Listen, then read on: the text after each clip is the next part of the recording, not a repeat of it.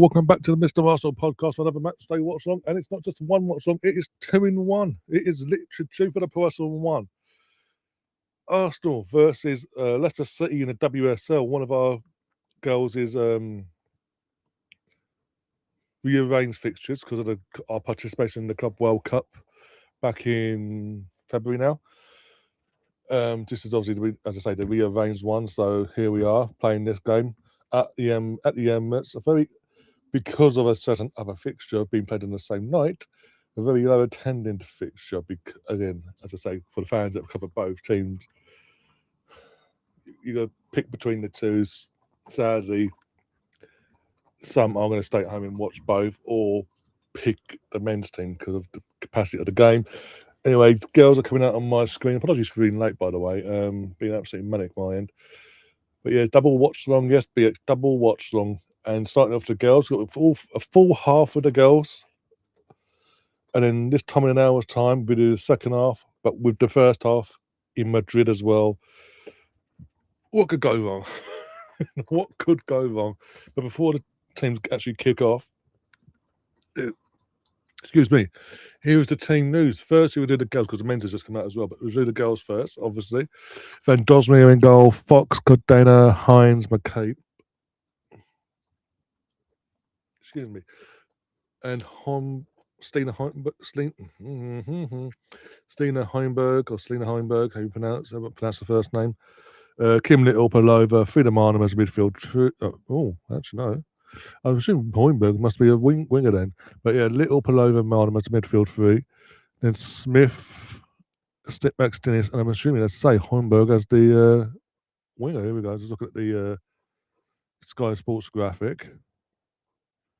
Obviously, we all expected rotation ahead of the big game on Saturday against Lyon in Lyon. Yeah, they've got Smida Heimberg on the wings today. That'd be interesting. I mean, when she has done the old crossing the ball from a fullback point of view, it's looked brilliant. Can't complain there. And obviously, the players that have been dropped, the Ruben Moyes, Williamson, Caldente, Ford, Russo, are all on the bench just in case. But with the idea of hopefully giving a full night off. Hopefully. And I will say this, as always said, we saw the teams about an hour ago. If this team can't get past Leicester with ease, sell them all. If you know, you know. Oh dear. But yeah. So you got that. I'll go over the men's team quickly before kick-off as well in Madrid. What are you doing? Puppy, come on. I've just seen the team himself. I've literally, before it went, as I was going live, team news came out. So if you bear with. Just for a kick-off, I'll run through this quickly. Raya, White, Saliba, Gabriel, Hikapié, then Ryan Zubi, Odegaard, midfield 3. Noni Mendueke on the right, Martinelli on the left, and Yoko's up top with Kepa, Setford, Mosquera, Saka, Jesus, Eze. I would have started Eze, but hey-ho. What do I know? I'd rather play Eze in the fucking left-hand side of Martinelli, but hey-ho. Norgard, Trossard, Calafiori back in the matchday squad, Lewis Skelly, Max Dowman, and Salmon as well.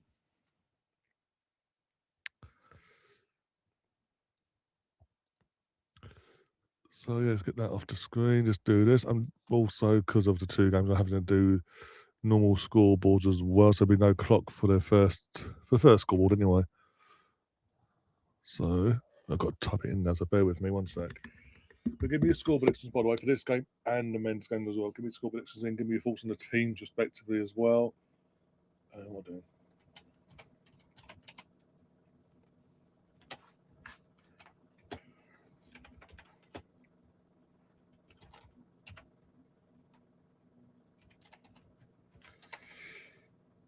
By the way, just to add a bit of context as well going into this game, Leicester City are bottom of the WSL as well and on the verge of relegation. So it's literally any time now as we kick off and we're underway. Off we go. Come on, girls. I'm going to go for 5-0 myself. Let me just sort the fonts out. We're underway though. Watching it live as well.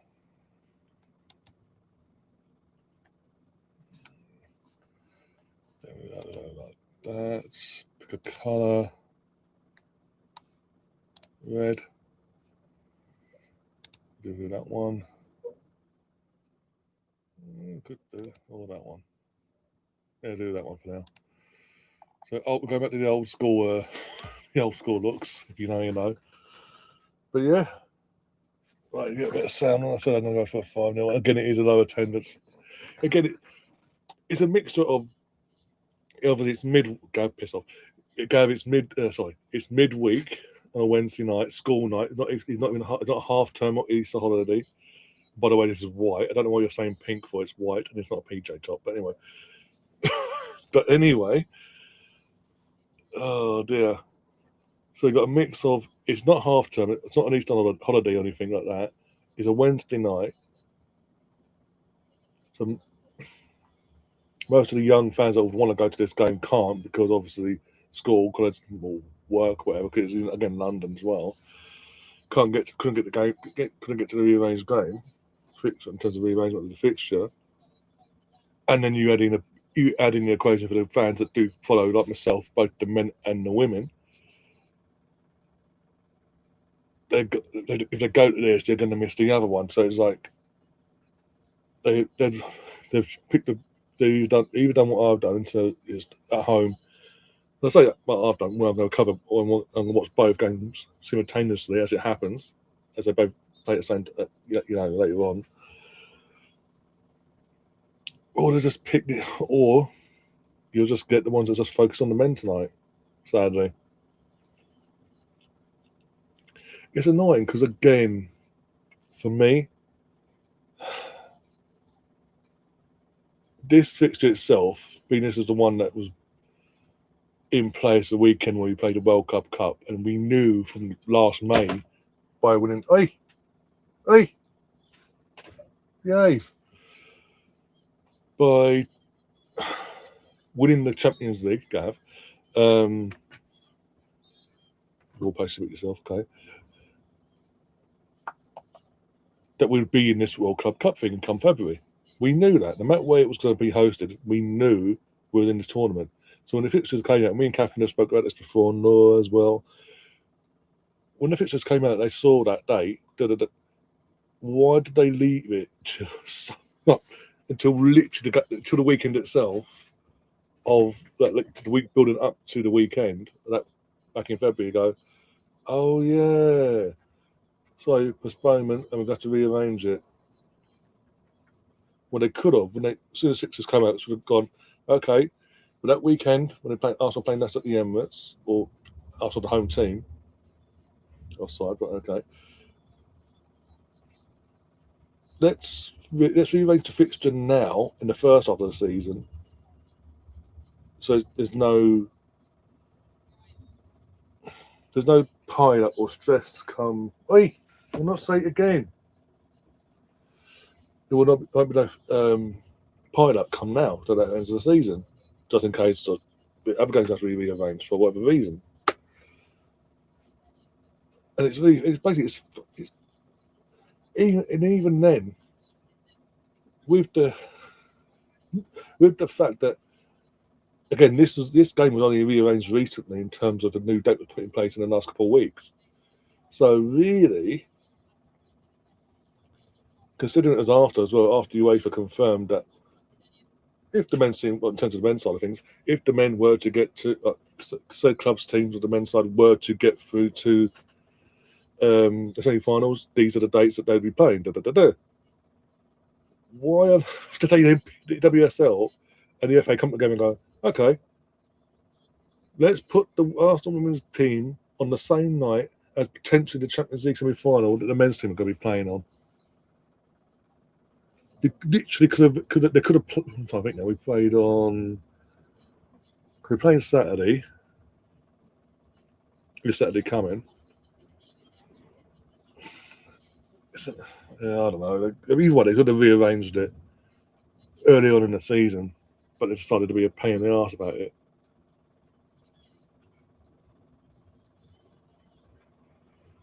Gav, you lost the bet. What are you on about the bet? The bet you lost because you said Arsenal as a whole. Well, as far as I'm concerned, Arsenal as a whole means the Arsenal women as well. And the Arsenal women won the Club World Cup. That big circle thing, that gold coin that you parade out on your chest as well for your men's team. We won that, so we won the first trophy. Sorry, Gav, you lost. Accept your fate. Is it too much for Hope City to lose the last 2 games? Not even the last 2. Not even the net. I think two out of the next 3 games. There's points where they can drop it. There's games where they can drop points in. I mean, all 3 technically, but let's be realistic here at this point in the season. There's potentially 2 banana skins from 3 if you want to be really, really hopeful.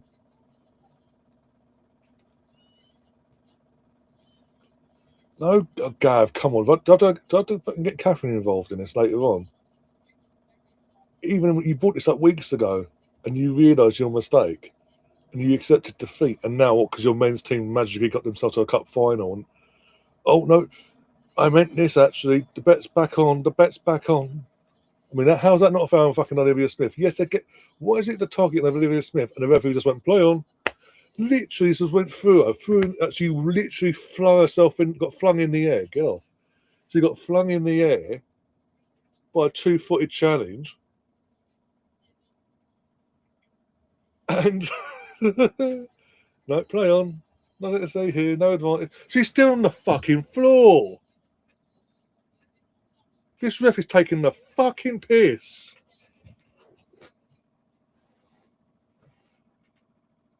You ain't gonna win yet. Let's be honest, Gav. All jokes aside, do you honestly believe you're going to beat Man City in the FA Cup final?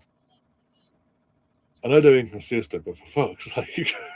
And I know they lost to Palace last year, pretty big that up.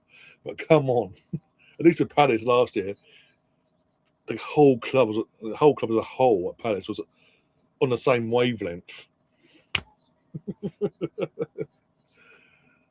Catherine's obviously time difference wise, obviously, as you know, is working midweek work. She did say she'll try and get on at some point, but it will be late, but potentially later on in the stream.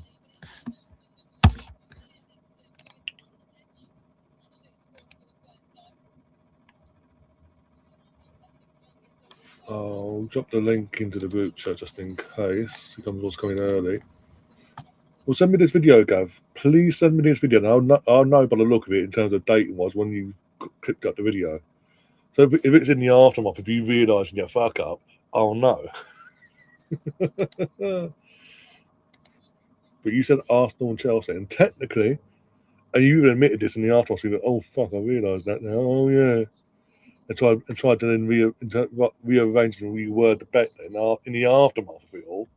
I was like, no, and even then, I mean, if you want to rearrange it, we can still rearrange it. You're not winning the FA Cup. Period. Let's be brutally honest. Thank you. It's not just me sitting there thinking, hang on.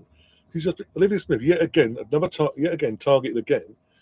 Literally 2-footed challenge from behind, bang, across the floor. She's gone up in the air to the point where she's landed and she's literally for the next 2 minutes on the floor holding the fucking ankle.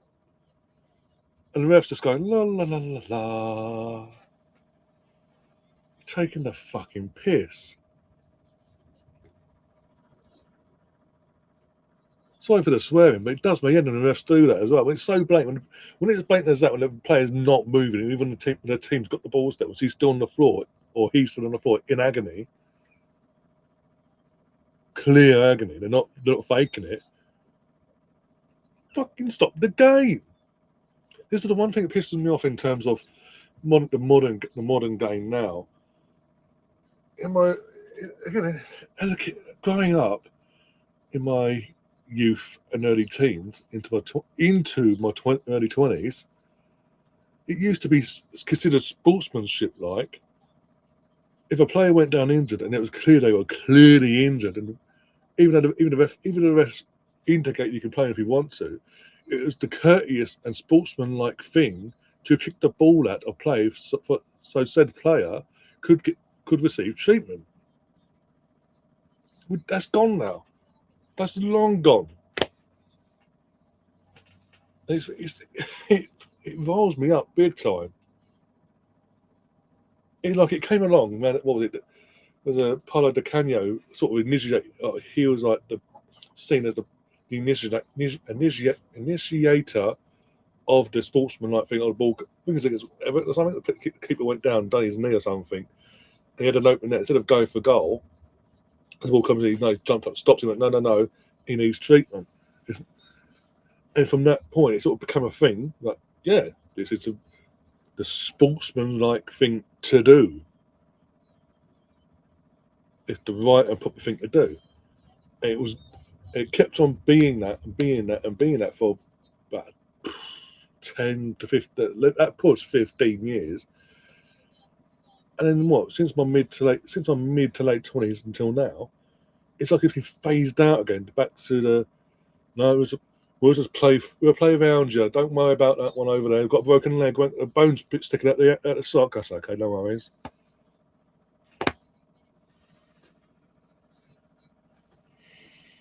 I'll let you off. Now I spoke sense into you and made you see the light. Like, hang on, you do realise you're playing Man City. You do realise you're playing Man City. You're going, oh yeah, okay, you win, Ryan. Oh, hi, Fox, get it? Of course, Spock's playing for Leicester nowadays. Of course, he is. That never was quite. Yeah, Spock. I mean, again, if you remember back in the day at BX, when Andrew used to come on here for the podcast and the Watchalongs and all that.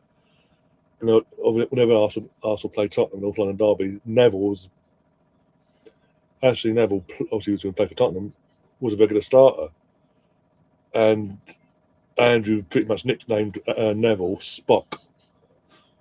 If you know, you know. Ball in, that's not getting the contact. Again, I've got to say, in the took 12 and a half minutes of playing so far, audible as you'd expect. We are actually creating some chances here. It's just the final ball getting to the striker or the final moment hasn't clicked yet. The Leicester just got themselves out of jail by the skin of their teeth, so to speak. Katie, do the smart thing. Well done, Katie.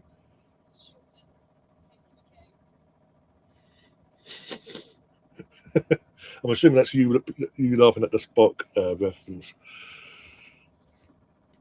Next season, right? It's just okay, cool. No worries. You can clip that up now if you want to as well. I might be at that. We can do two separate ones, one for the men, one for the women as well, if you want to. You ain't all equal opportunities and all that. You ain't going to fuck all next season. I mean, your women's team are starting to rebuild as of now. Millie Bright's announced her retirement today, as of immediate effect. So she's not even. It was an issue with that at the end of the season, and then the club statement is that as of now, like right now, she's nothing to do with us now. Piss off, sort of thing. So you've got her retirement. You've got Sam Kerr being outed, rightly so, in terms of being moved on in the summer. You got other old guard players of the old guard getting moved on or whatever, or moving on as we speak. So there's a rebuild there with a manager that's going to be. I think Sonia's going to be exposed with the rebuild. Sonia's going to get exposed massively in the WS or just in general next season with Chelsea.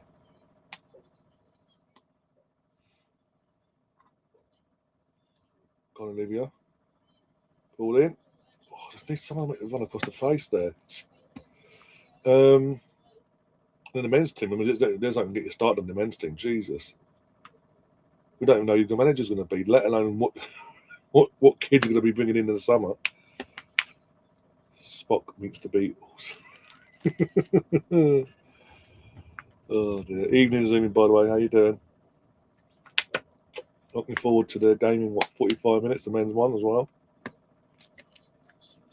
Not bad this actually. Mixed fruits.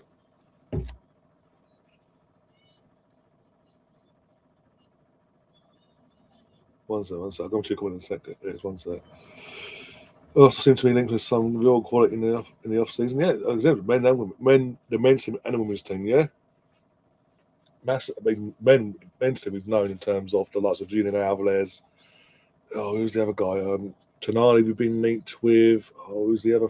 Oh, the lad from the guy from PSG. Oh, that was that Napoli that we could have signed years ago, but we opted for someone else. Yeah, so he got. He scored it the other night. I always forget his name, but the guy that's coming out of PSG. It was at Napoli first off of last season. Julian Alvarez, Tonali, and there's a few others we mentioned as well. But the women, whoa, we ain't messed about. Let's put it that way. We're keeping who we want to keep. We're letting go who we want to let go as well. We're not keeping players for the sake of keeping them, contrary to popular belief. Binky. Do we still have that? I think so.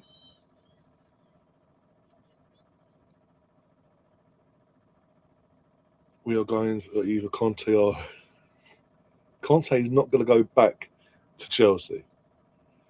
And Ariola still screams project manager, and they're hoping he's going to be a yes man, doesn't rock the boat. And he'll be sort of like, yeah, I'm so happy to have this opportunity initially, like Enzo was. And I think after a while, he will want then, because part of the reason why he's even born was because literally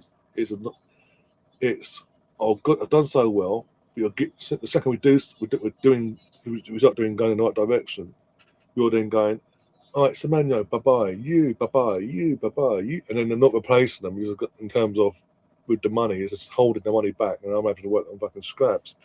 So this is Chelsea's as some sort of project or upgrade, so to speak.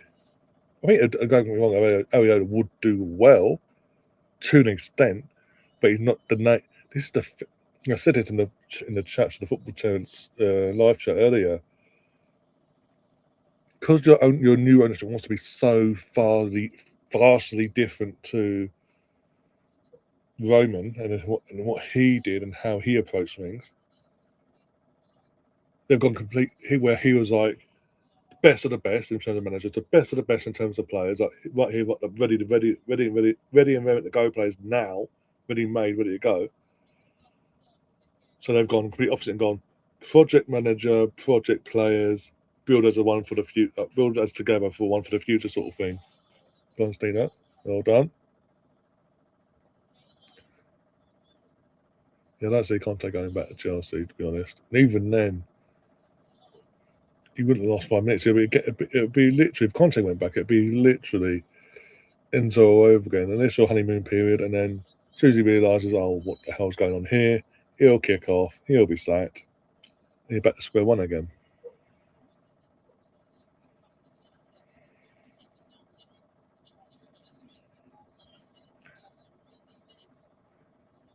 Oh, you're queuing on Sky, have you? So, oh, bloody hell.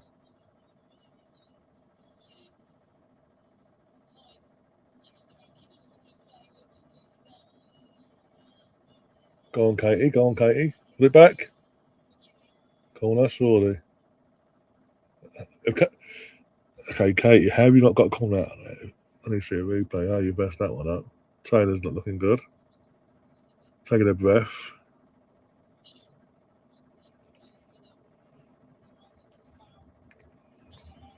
All we know, basically, the players are saying on the foot by accident. Yeah. What a game it was yesterday night. PSG, right? It was amazing. I expected it. We all expected it, to be honest. I thought when it got to the final, we knew it was going to be that semi-final. We all knew, neutrals and all that. We all knew that was going to be a humdinger of a two-legged semi-final. But bloody hell, yeah! It does show offensively they're both on it offensively, but they can be got at.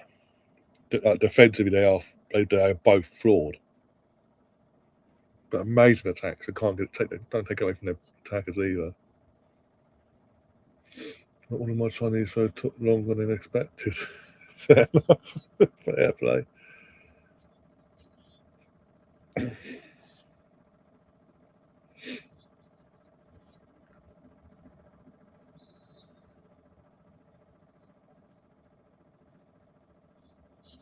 I do get annoyed at this. From day one, like Olivia's been clearly targeted. All my position managers and the teams like all season, and the refs, no matter, and it's so obvious, but no matter who the official is, they don't want to protect her. It's like, yeah, cool, fair game, go ahead.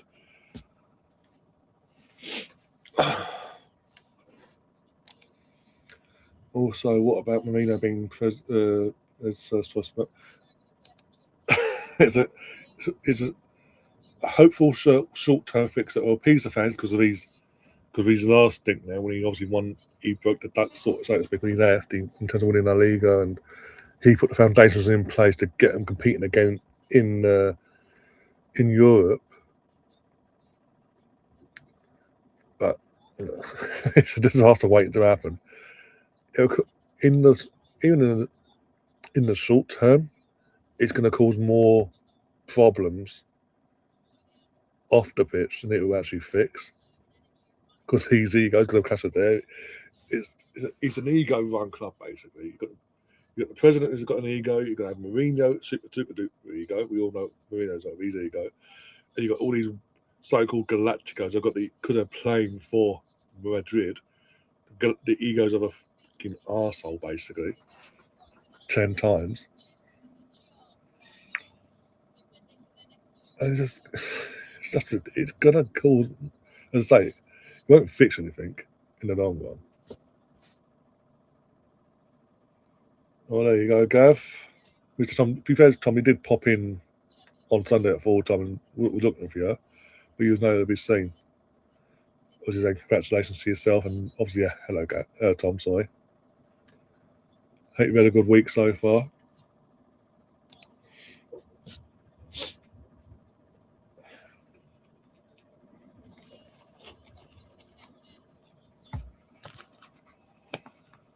Balled in.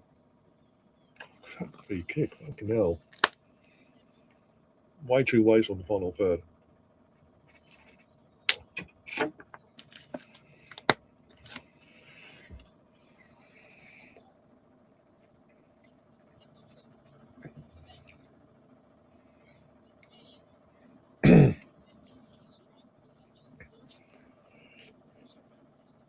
way too waste on this final third, by the way.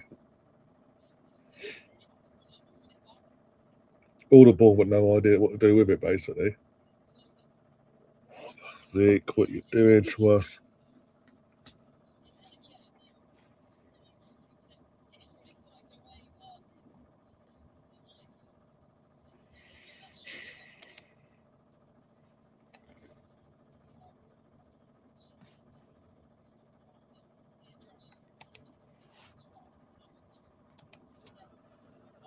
Oh, yeah, keep forgetting the scoreboard.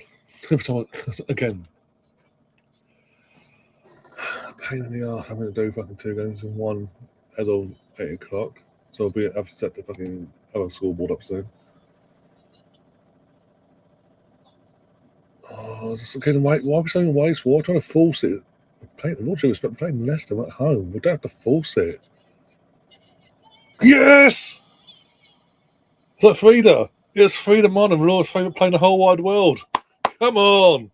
1-0 to the Arsenal. First shot on target. It's 1-0. Up till now, it has been wasteful FC from us, but we got the goal. Eventually, someone's actually decided to get their head on the fucking ball in the penalty box, and it's actually gone in. Who would have thought? Come on!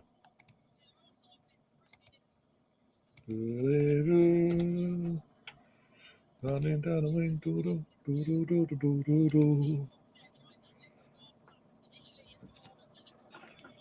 What do you think will be more crazy? Conte going back to Chelsea or Mourinho to Real?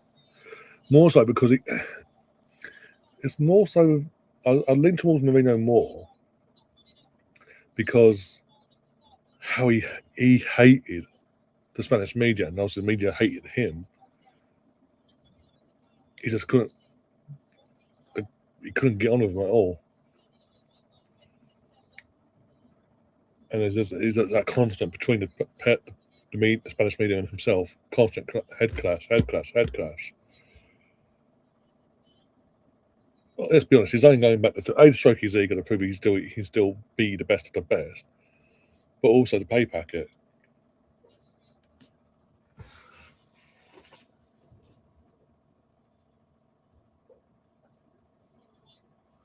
I'd love to see how Laws responded to that one, but hey, Arsenal, as it stands table with 2 games in hand, or 2 points away from Chelsea with 2 games in hand. We played 18, they played 20, and our goal difference is superior as well.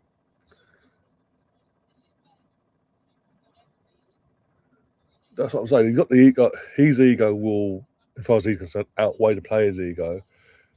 But in the long run, it won't fix anything. Heimberg, Steamer, 2-0. Yes, come on. Here we go. Now they've woken up. And there you go. Smeena gets her first goal in an Arsenal shirt at the Emirates. Thank you very much. From our fullback playing winger today. Brilliantly well taken. And 2-0 Arsenal. Get in there. Oh, it's setting up perfectly now. Please, men's team, please don't let us down at half in Madrid, please. I'm in a good mood. I'm in a really good mood at the moment.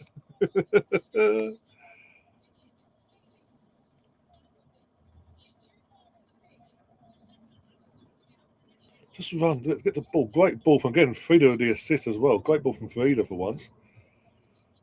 I'm thinking about he's got no goal and assist here. I'm digging him out, but again, considering they had against me, they had 2 players on honour, literally honour, as you go to shoot. That's a really, really good finish from her.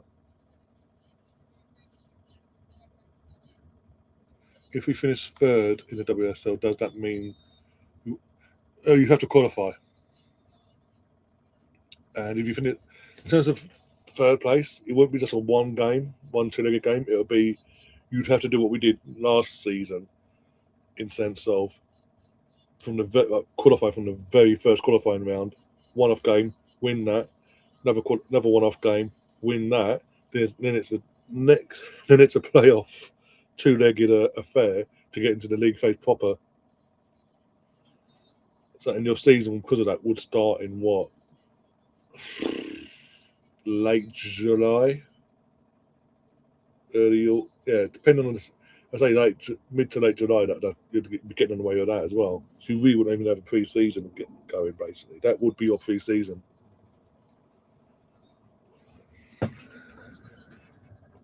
Can you smell what the Arsenal cooking? I know the rocking all. I probably butchered it. I apologise, but still, can you smell the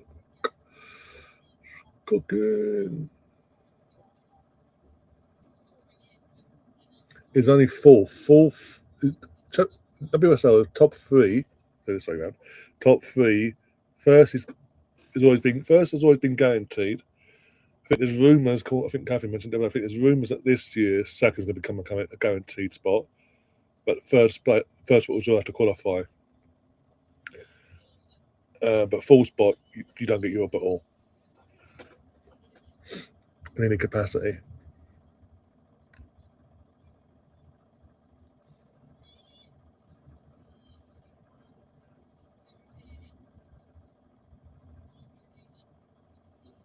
Yeah, hopefully the other Scandinavian and the men's team could fucking turn up tonight in Madrid. Being he's the captain and all,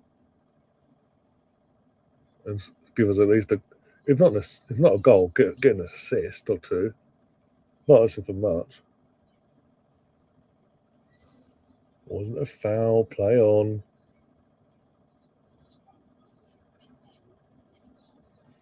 Pass. Oh. Vic Palova's is really off the pace today. She's not getting her foot on the ball and having any sort of real say in it. Had the midfield driving, basically. That makes sense.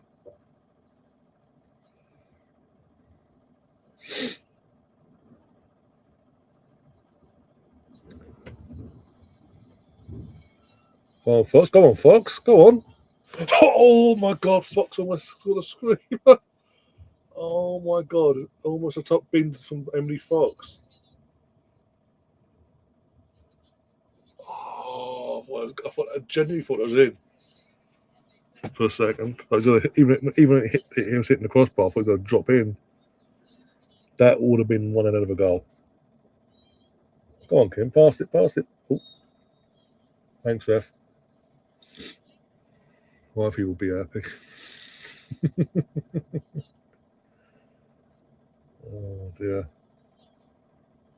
Fox with the ball in. Oh, just wide, and there was that Steiner this time with the header. Keep it up beaten anyway. What change? I'll say change the top. It'll be dark in the next. What time is it now? In the next half hour, so we'll be getting dark. So I don't know. How's it the ball? As I watching the replay, the ball it's going like that, but it's going up at the same time. It's weird. The ball was spinning from after it left the boot to hit the crossbar.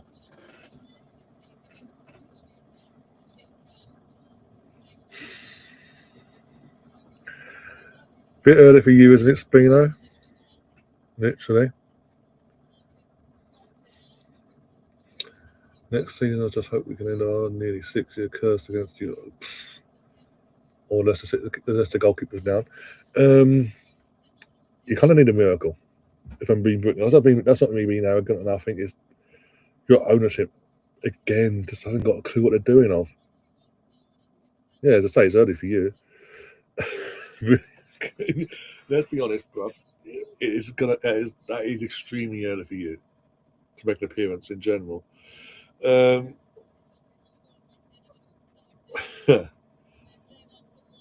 going back to your Chelsea ownership, they ain't got a fucking clue what they're doing of. I'm not even an Arsenal fan, and I know they're going to fuck up the new manager. Who they hire, no matter if it's a Gary O'Neill type manager, Liam Messina type manager, or this young project FC bullshit they're going for, or they actually go for someone with some sort of experience,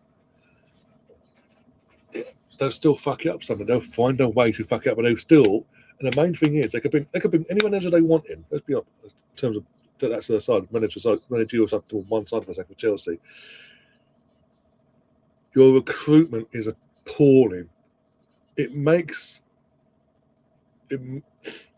our recruitment when we move to the Emirates look good, and we sign players like Denilson, for fuck's sake. When I say Denilson, I mean the nephew of Denilson, not Denilson that everyone knows worldwide, but the nephew of Denilson.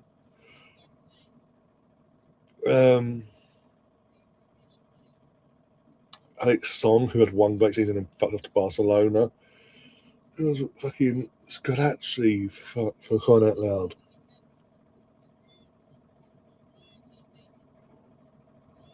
Of course, I knew you'd take that.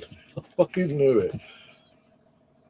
Which one have you taken now? Because you've got two. You've got the one with nothing on the back, and you've got one with Torres' name on the back. So which one have you taken? That's the question.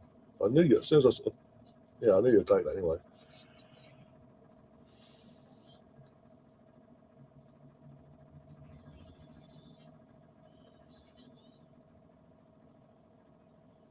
All at mind, I have mentioned this before whenever you've popped in who you are, but hey, ask me that.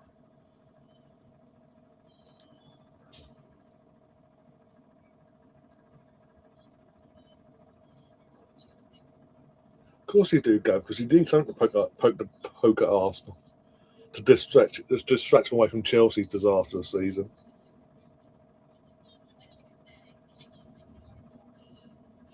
Where are you actually watching it though? Are you watching it in a bar, or are you watching it where you're staying?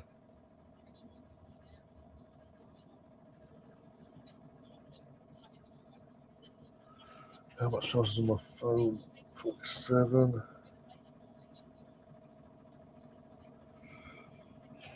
I haven't seen that. Genuinely, actually. You know what? I'll have a look, see if I can find. I've not actually seen your team. I've seen my team lined up. I've seen your team lined up. At There you go. Madrid. Oh, All Black's back in goal. Okay. He's been given the duty of coming back now after being. It seemed like he's just been dropped for the last God knows how long to the final, to the aftermath of the final. Lorente, I like Lorente. Again, you know I like Lorente. Coco. Griezmann expected to play, yeah. I mean, the front three was expected to be the front three, so I'm not shocked there. Griezmann, Alvarez, and Lookman. And solid off on the bench. One sec, ball in from the girls. Oh, up in the air still. Kick makes the hash of it. And we get another corner anyway. Cool. Dear. Not a bad thing. I mean, again, it's beatable. With all due respect. Even looking at your bench, like we've just got again, with all due respect, the lads have got to just stop. Don't, I know it's away, but don't fucking get carried away and think, oh, we'll do this, we'll do that. Go out there, get the job done. Do whatever you need to do. Take a result back to the Emirates. Put the tie firmly in our hands for next week, and I'll be happy. Honestly, I'll take a narrow win, a 1-goal margin win. I'll take it because even a 1-goal margin would be 1-0, 2-1, 3-2, whatever. That then means you have to come. Atletico would have to come to us at the Emirates and do the very, very thing of scoring 2 or more goals against us, and win by 2 clear goals.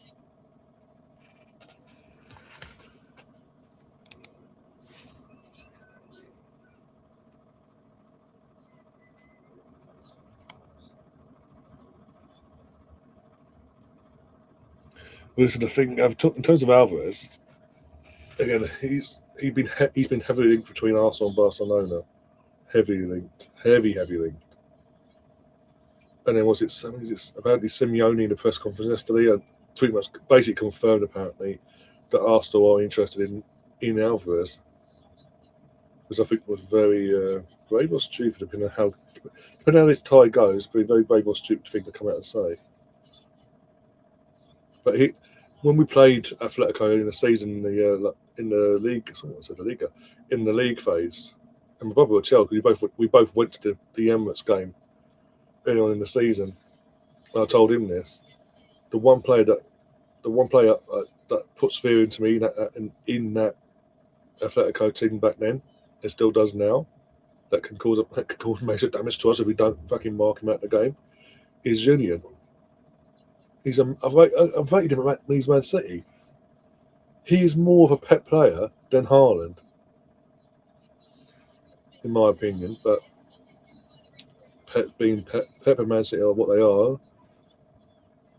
Pick the franchise player over what actually fits and suits Pep's playing style, and it is what it is. They've lost actually a really great player. It means that obviously if it's a chance, and then now there's a chance of us signing him. If we do actually sign him in summer, I'm fucking ecstatic.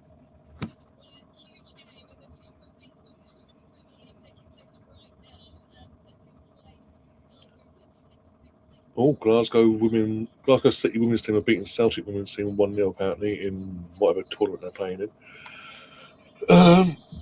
But no, you're talking about El Black as well. I mean, again, you have to pay the big bucks in terms of wages, and not just fee but wages. And you wouldn't, with all due respect, and this is where again comes back to your ownership. Last year, your man I can't remember his fucking name now, the AC Milan goalkeeper, he literally twerked his ass off for a move to Premier League to Chelsea, and you wouldn't for an extra £5 million. What was initially was it 10 million? Was it £10 million initially agreed? But obviously they said actually can we actually make it 15 for an extra 5 million? You went no, thank you. And that was for some, again, with all due respect, someone in terms of wages on a lot less, in terms of what demand of sort of the high wages that an All Black's going to demand. 3-0. Stina Blackstenius, nice little header. Thank you very much. Game over. Now I can relax and watch the men. We're coming for you, Gav. We're coming for you. We got 2 games in hand. We're coming for you. Stina.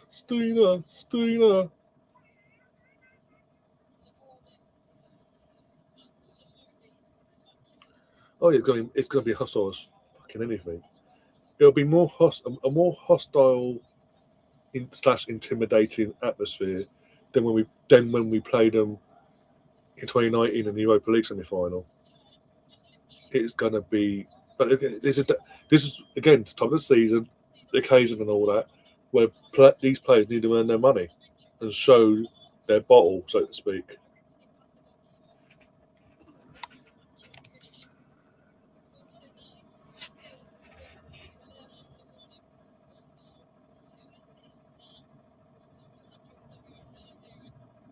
So Frida with 2 assists. Fucking Frida's really putting out the bad tonight. 2 assists and a fucking goal. Oh, hey. That went outstanding.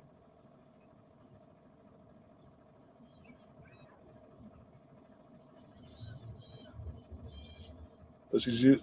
Why? I don't get why Arsenal's extended a contract, guys. I really don't get it. Literally scored at every final we've played in since she's been with us, be it League Cup and the biggest final club level period in a Champions League final. Something that's only ever been done by Alex Scott back in fucking 2007. But nah, should have got rid of her. I mean, her replacement's got an ACL injury and won't be back until what? October, November, a push, and even then it's going to have to be a gradual ease back in situation throughout the 3 or 4 month period because of potential setbacks and all that. But no. We don't need Stina to cover our asses until for the next couple of years, whilst we get her replacement back to where she needs to be and fully recovered from said ACL and avoided any repercussions of a flare up in her knee and all that. No. Fucking idiots some people are.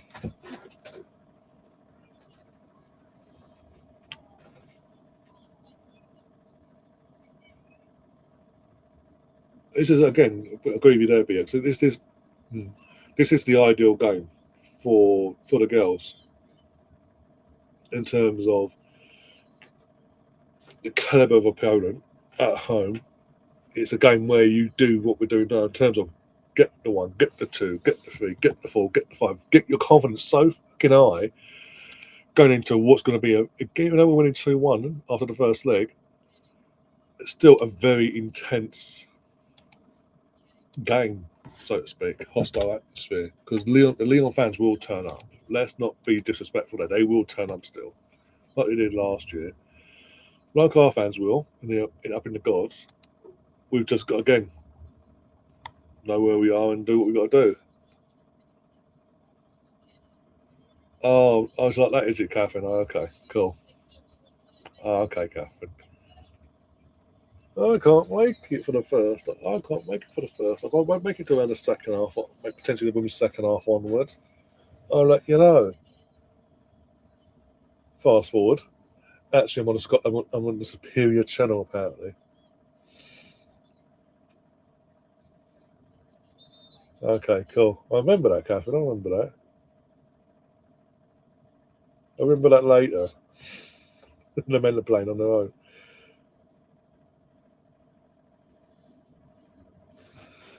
Oh, if it works. This is the question, $1 million question. In terms of because not last time, the time before they didn't fucking work.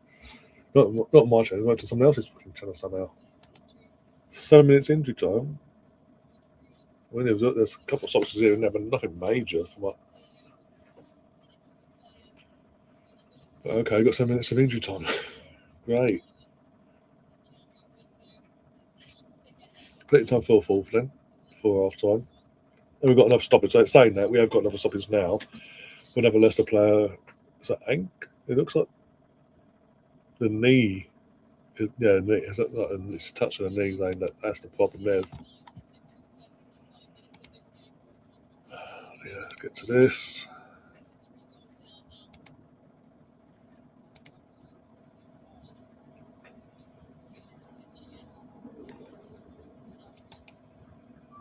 A little team meeting on the edge of the box. That's what's in the in the centre circle. Yeah. What is going on? Go back. There you go.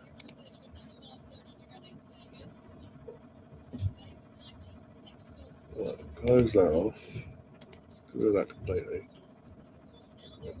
Open that.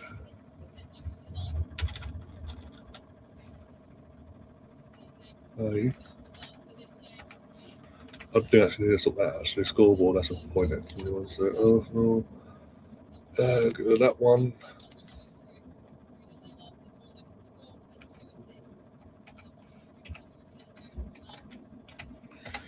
So sweet.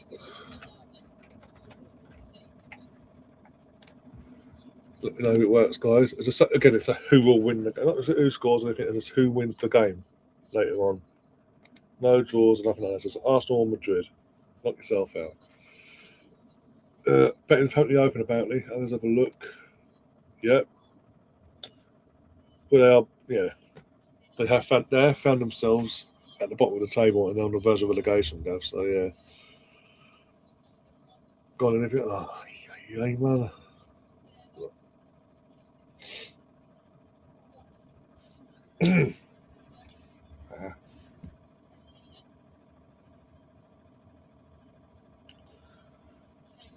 There you go. Perfect timing to go, BX. There you go, BX. There's perfect timing with that because obviously you got Saturday, you're free to watch the second leg of the semi final. Then, literally about an hour later, the men will kick off against Fulham. So your Saturday's sorted.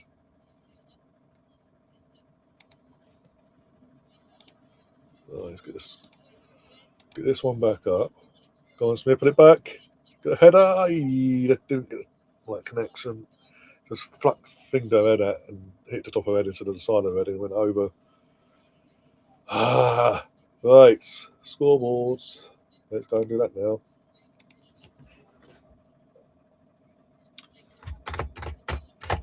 There we go. Mine went blank for a second there.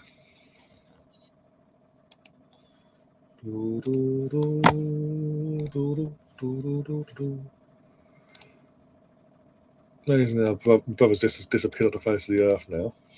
Find a way. After school predictions. Ian spoke gave some team news on his team.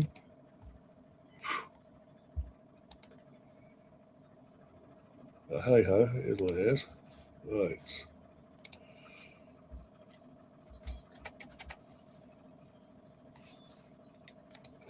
Do that.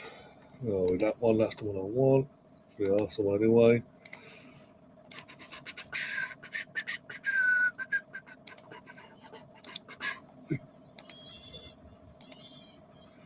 I've got the Atletico. So I'm looking for that.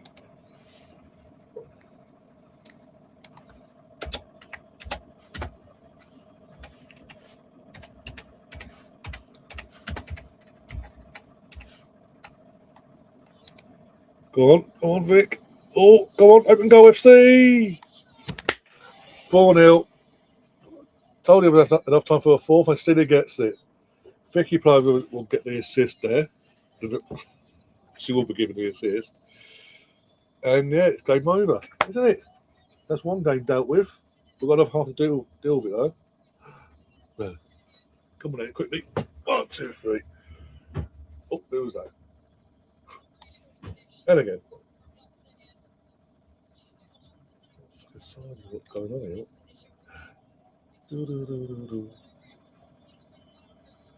That's the badge, isn't it? I wonder if that will work. Be too small. What do I do?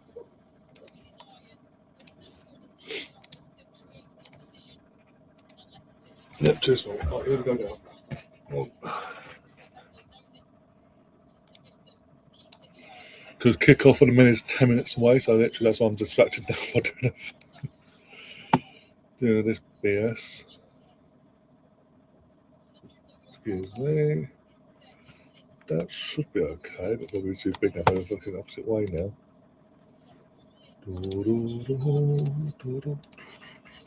And that's work. Let's have a look. Yeah, that's okay. I like that. We just need to go a bit more that way. A little bit that way, yeah.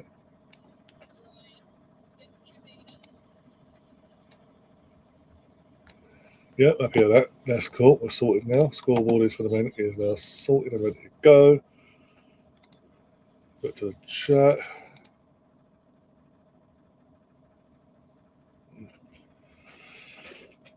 Here we go. Let's have a look.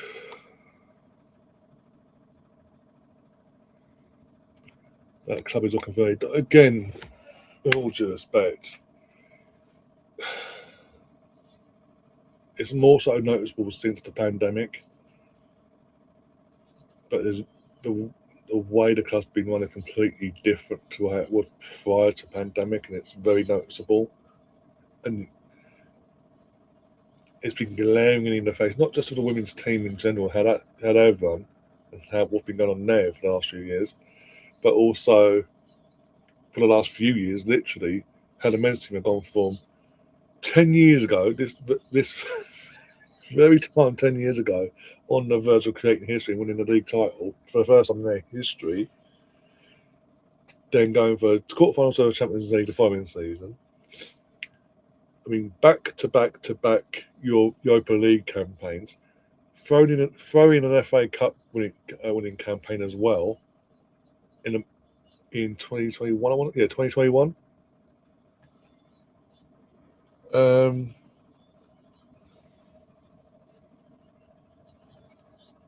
the space of what? After that FA Cup win, I'm trying to think now. What? 18 months later, from 18 months on from that, 2 seasons on. It's 2 seasons on from that. They got relegated. Came back up first time of asking. The manager fucked up to Chelsea.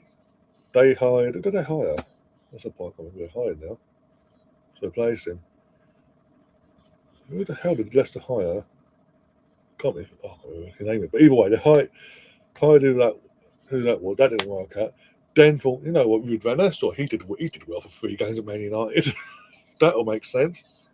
Brought him in, didn't back him in any capacity in the winter window. They got relegated again. He backed off. The manager they then brought in lasted a while. He walked, and then this guy took over. They got got a 6-point deduction, and that was from that point. It was like from that because they were around the mid-table at the time, flirting, going towards that way. But the second they got that 6-point deduction dropped into the actual proper battle properly, the players just gave up. Half-time whistle just goes at the Emirates. Arsenal 4, Leicester City 0. Not a bad first half really. Just now got the men to kick off in a few minutes' time. Not which one I put this on the big because it's pretty much game over now. I'm going to put the men on the main screen now for a while. Yeah. And I was going to say, as a neutral, I'll be if I was a Leicester fan, I'd be very concerned in the literal aftermath of you or team being relegated back to League One. Some of your fans confront the owners in terms of not in an aggressive way, just outside, waiting for him to come out and have a chat, like just talk, and that's professional. Just talk and say, what's going on? Why has it gone wrong? Why are we back here again? And are you going to be, as much as you've done great, you and your family have done great stuff for us, including late father, are you going to stick around? And if so, if you are going to stick around, are you going to continue investing into the club and the community the way you have done? and the response from the owner would concern me in terms of the wording. It's the wording that would get me in terms of. Cause again, I get it because he's just seen the club he owns being relegated to the third tier of English football. I get the demeanour, but it's just like hunched over, like I'll try my best, basically. Sort of, what will be will be.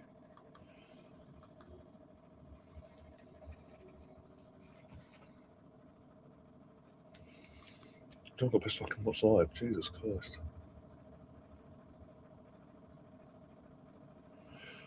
I think not. I mean, not really, because on the aftermath of in the initial aftermath.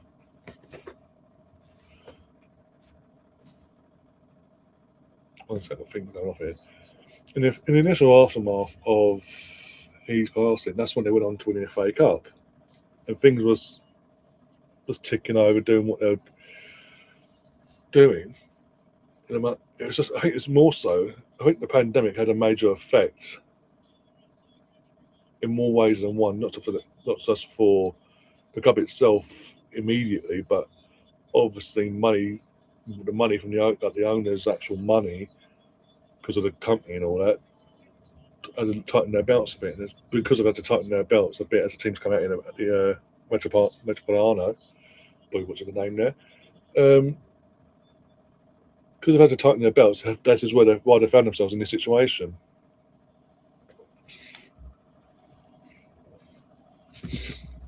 It's a shame, really, because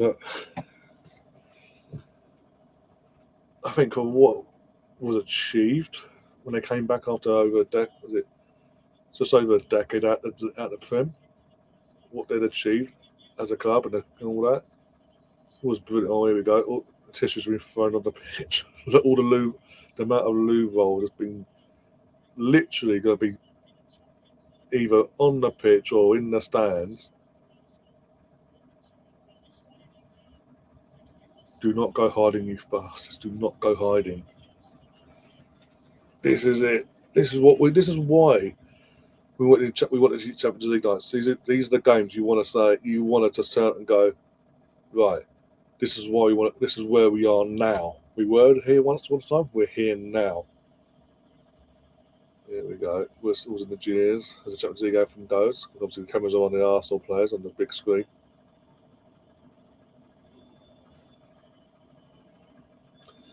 Arsenal misfit, how you doing? Your heart says 2-1 Arsenal, but your brain says 1-0 Atletico. It's going to be very close and very intense compared to yesterday's game. This will be very close and intense.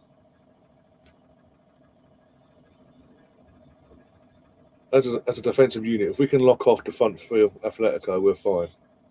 Mainly being Julian Alvarez. But this is not going to be another. This is not going to be a repeat of early in the season, guys. Just to make it perfectly clear, this will not be a repeat of early in the season. We won at the end. It's 4-0. Sorry. This is either a draw this leg, or one goal win for either side going into the second leg. It's that sort of game.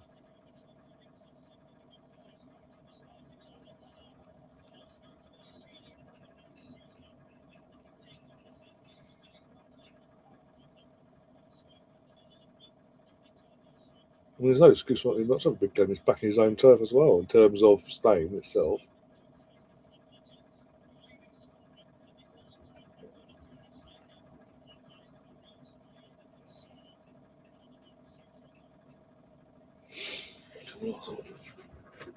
Zooming like, nah, we got this. Just take whatever happens in this game. Take the result.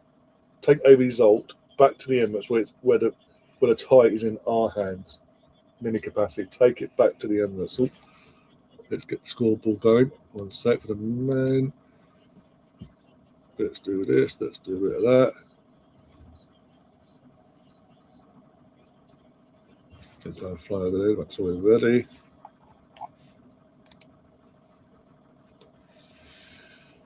Flipping a coin, who's won the toss? Oh, we won the toss. Woo!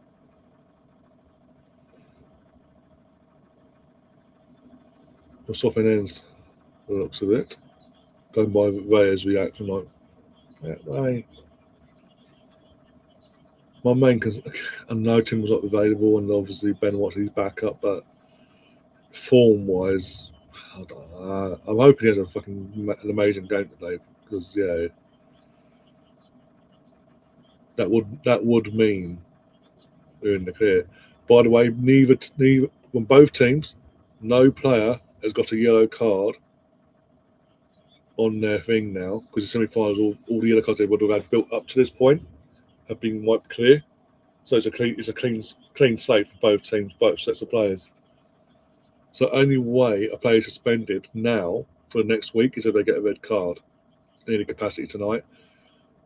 And obviously, from next week's point of view, if their player gets booked tonight and then booked next week, they are then suspended for the final. That's the only way them scenarios happen.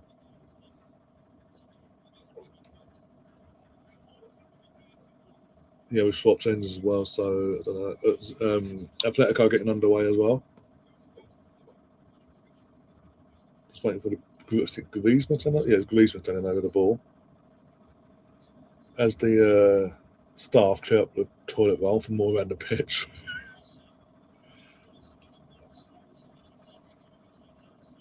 Signaling in, wait for the ref, and we are off. Come on, Arsenal. No fucking back today. Piss off, Gav. Who won the coin toss? We did. Hence why we swapped tens. We won the coin toss, and he went, "No, we'll swap over. We won't kick off. We'll swap over." Oh fucking hell! Stephen Gills and Co. Comps of Eddie McCoy and Dan Fletcher. Jesus. What's his connection to Atletico and Arsenal? I wonder. Oh yeah, none. Hicapia, wake up, Hicapia, you bastard! They score for this. I'm going to kill you. Hicapia, please, can we wake up? Hicapia, you bastard, you donkey. Oh my god, why? That's the one thing you do check. You should be checking. Check your fucking studs. Oh my days, that could have been a disastrous start there.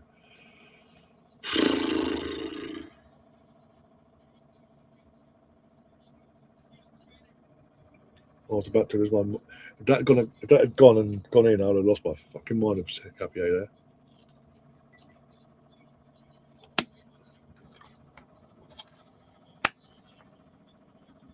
A bit shaky.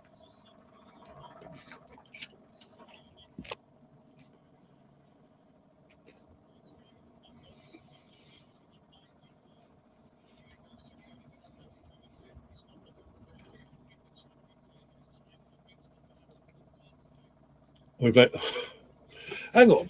How was it Yorkers had to play on his back? He got thrown to the floor, and the ref goes, Atletico free kick. They're trying to take the piss.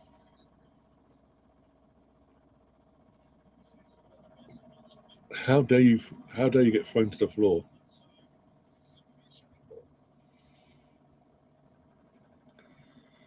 We look a bit. I'll be honest. We do look a bit nervous here. His first couple of minutes.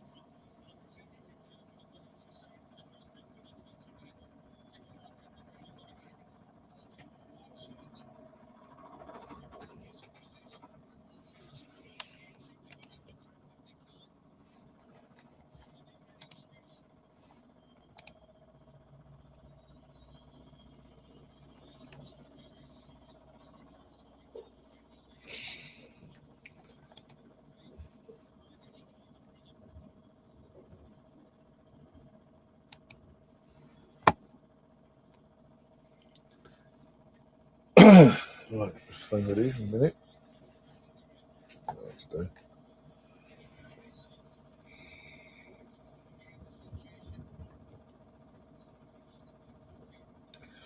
Come on. Oh, fuck. Can we wake up? For God's sake.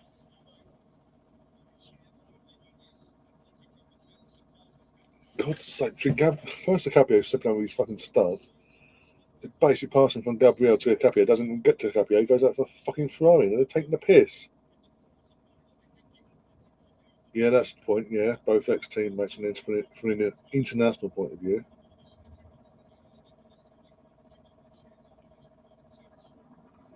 Days.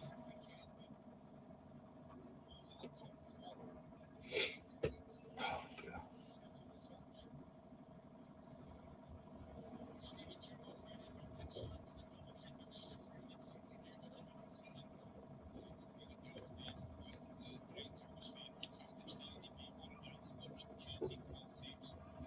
Thanks, Ben.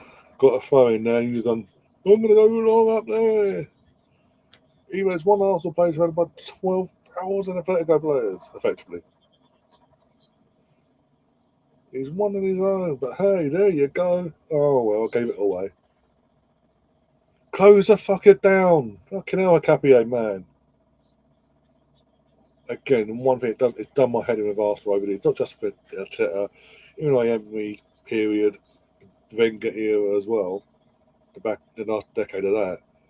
The amount of times from the defensive point of view, we just go, we'll give you, don't worry, guys, we'll give you 10, 15 yards to do whatever you want with the ball. Play around us if you want. Have a shot. Cross the ball into a dangerous area and cause them chaos potentially. No matter what, I mean, when it's us on the ball, no matter who we play, they're on you. Bang, bang, in your face. Get the ball back. Push, press, press, press, press. Ref, get the fucking way. Martinelli, why don't you fucking pass the ball? Right, Nolly, just run with it. Just run with the fucking ball. You've got pace for the love of God. Use it. Oh, Nolly's going to piss me off today, I think. I think they all want to piss me off at the moment because none of them want to fucking string a pass together. They do the basics.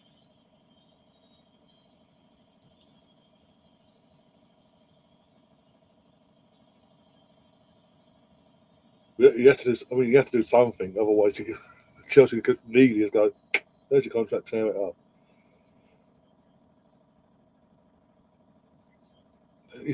Otherwise, his career's wasted. Oh, Capia, you bastard.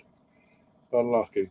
Um, it's otherwise his career's just wasted away in this 4 year ban. I mean, it's his own fault. He had two tests, he failed both, and I wouldn't mind. Even though it's never been publicly made, he failed both.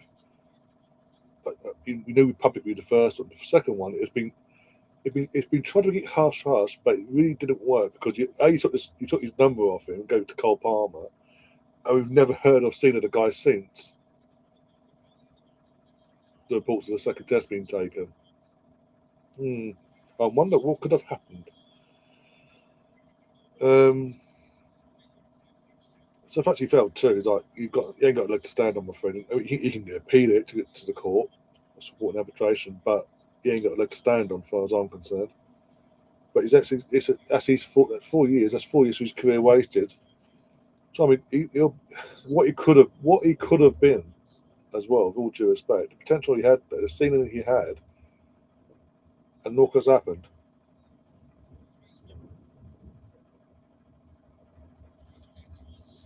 Well done, Capier. Well done, lad.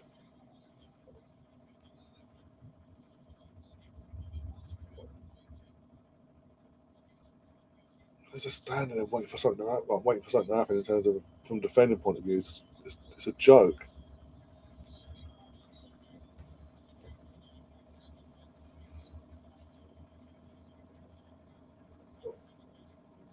I mean, with all due respect, BX, we ain't that desperate. Saying that, people, I'm not.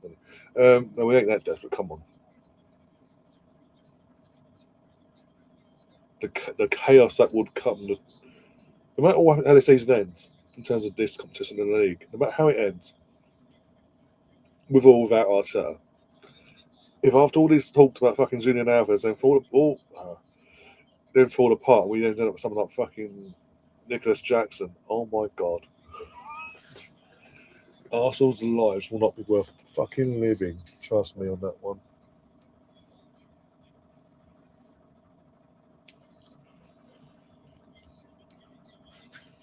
The phone.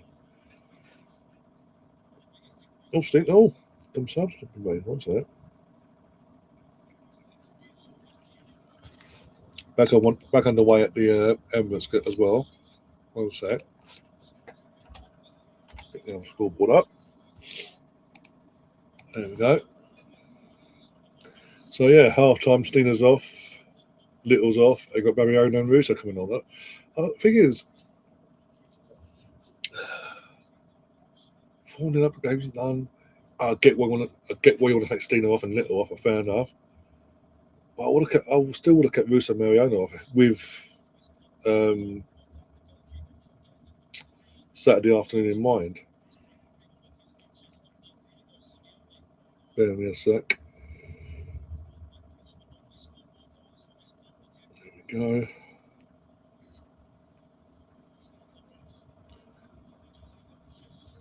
So now I've got the girls game on my phone as well.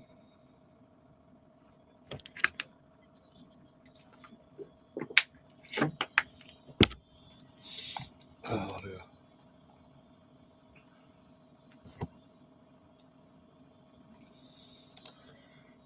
There you go. There you go, guys. That covers everyone's Newcastle after Nicholas Jackson instead. Again, that's where I think now Newcastle fucking taking Chelsea's off. Fucking, what they linked to him last year as well before he went to Bayern. So I'm trying to fucking organise this desk now. I have to find out.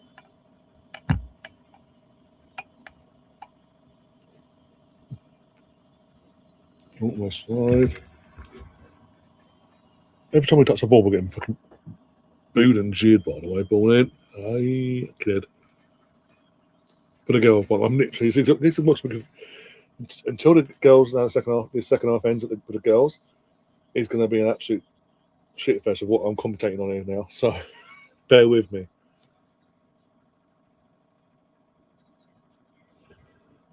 Yeah, Atletico won't defend. They'll go for it, guys. A bank of 1, 2, 3, 4, 5. 1, 2, 3, and a bank of 2, all behind the ball. They won't sit back and defend. Just headlocking Yoko's on the headlock. That's okay, ref.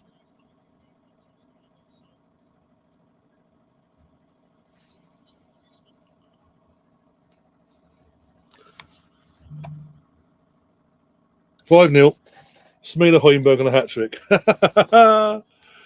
Oh dear, there's something cheering me up at the moment, keeping me spirits up. 5-0 to the Arsenal.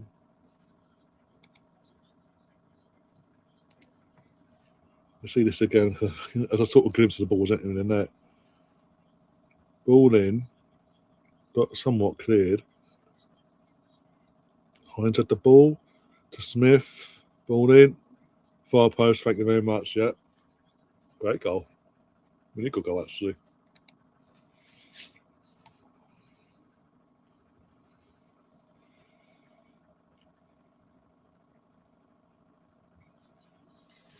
Imagine Smith gets a hat trick playing as a winger. Oh, can we please wake up, lads? Where's the defending? Gabriel, you're pissing me off. Your bullshit tonight already. That 3 times in the space of 30 seconds is not a fucking joke, my friend. Can you stop doing that? So you get the ball. Back to them.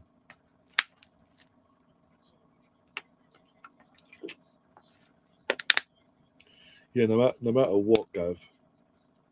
No matter who your manager comes in, who that is, Liam Bennett cannot be at your club next season. That is a joke. I told you this last year. No. Great English talent. Came from Man City's academy, guys. If Man United wanted him, all these clubs wanted him. Yeah. What did all these clubs have a common interest in? Bayern Chelsea have been in the Champions League. Man United were in the Champions League? No. Tottenham? No. Anyone else? No. There's a reason why he picked you. Buying the money, the big reason he picked you, because you offered Champions League football. Fucking hell. And you fell for it.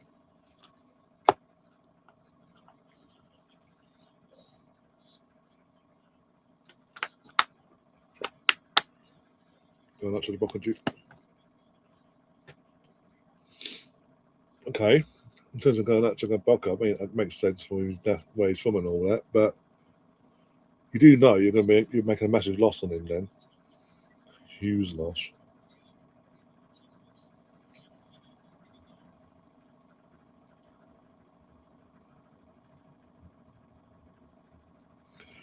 Oh no, is that Taylor Howens? Alvarez, can you please piss off my friend? Oh, what a save, Raya. Fucking come Arsenal, can you wake up for the love of God?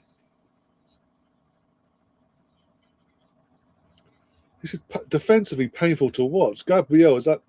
For me, Gabriel's having a stinker so far. Absolute stink fest. Failing to clear his ball. Can't make a basic pass to his teammates on numerous occasions so far.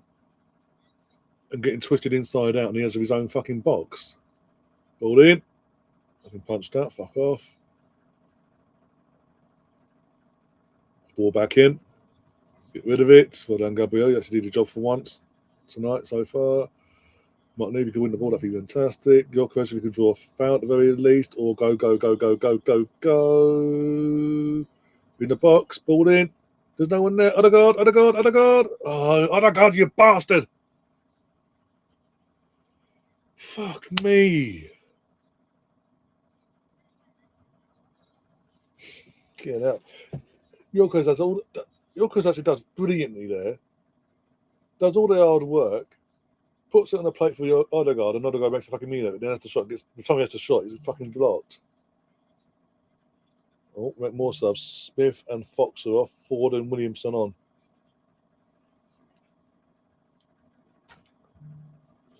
People there tweeting, why are you taking so fucking long? Odegaard, too many touches. Yep.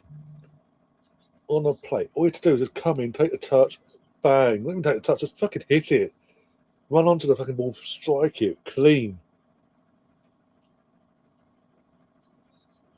I'm not saying it would have gone in, but at the very least, a test in the goalkeeper.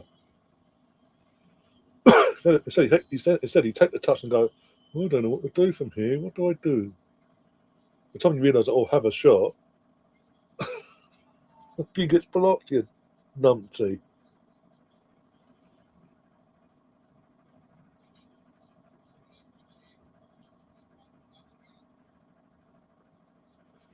That Sensei guy turned us down for Spurs. Oh, the guy from Brighton, yeah. But he's only going to go Spurs if... That's what speaks volumes, by the way. The mess that Spurs are in for the last 2 seasons now domestically, and with all due respect to this kid, he'd rather leave Bournemouth for them than leave Bournemouth for you to stay in the Premier League.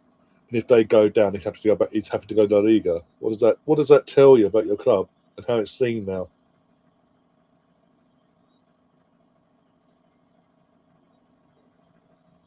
Not even a ball in. Capier. Oh, I just looped it. It's just a loop. Except I've had to drop, and it's just easily caught by Oblak in the end.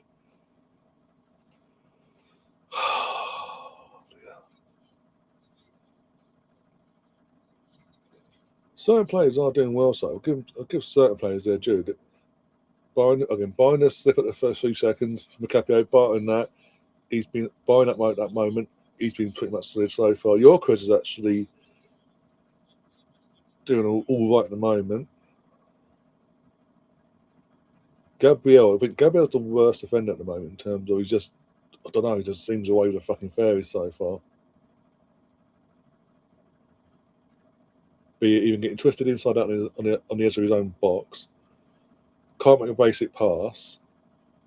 And every time he gets a chance to clear the ball, he's half-arsed in it. The phone limbs it for the sake of throwing limbs in the air. And he goes straight back to Atletico, bringing the pressure back. And it's like Winston repeat for 30 seconds plus. Odegaard's as Odegaard at this point, let's be brutally honest. Nonny's actually, again, the couple of crosses he's made from that right-hand side have been good. It's just literally not enough Arsenal players in the box.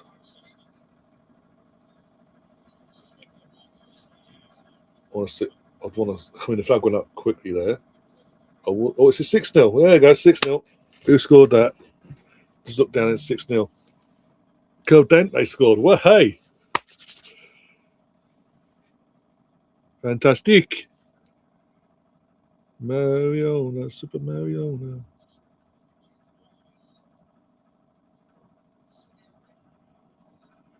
Let's see. Let's have a look. Oh, Seeing. Oh, on the other book. Drives in. That's a nice. Passes it into the net. Nice and easy. Thank you very much.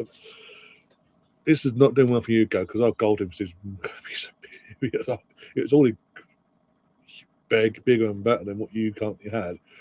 But it's going to probably, by the way this game's going, we could be double figures ahead of you on goal difference by the end of the night with 2 games in hand. Not a good look, Gav. The only blessing for you not finishing fourth at the moment in this season, by the looks of it, is that Man United have fallen off a fucking cliff in the WSL.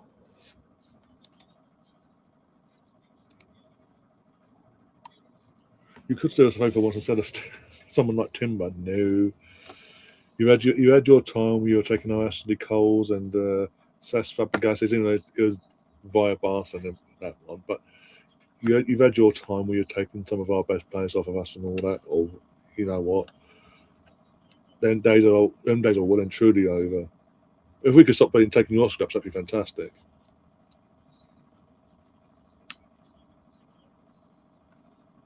Don't even get me started on fucking Winnie. David Luiz wasn't a bad signing in the end. It was a decent signing. It wasn't great. It was decent for what the squad was and what we were at the time. It was a decent-ish signing.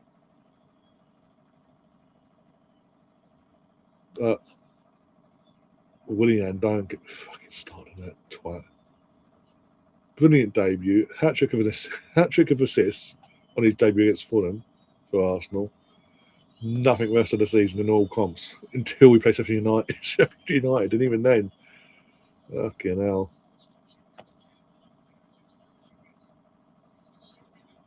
Ball in. Oh, Noddy, go for the head. Just to show your body on a line. Actually try and head the ball. Oh, Victor's down. He's holding it. Oh, he's tried to walk it off, but he's got a smack in the nose, I think. If he's smacking the nose or smacking the head. So if he's smacking the head, he's light-headed. If he's a smack in the nose, he's a bit dazed, basically. It's a bit dark now, so I can go on now. One sec. There we go. Back to normal.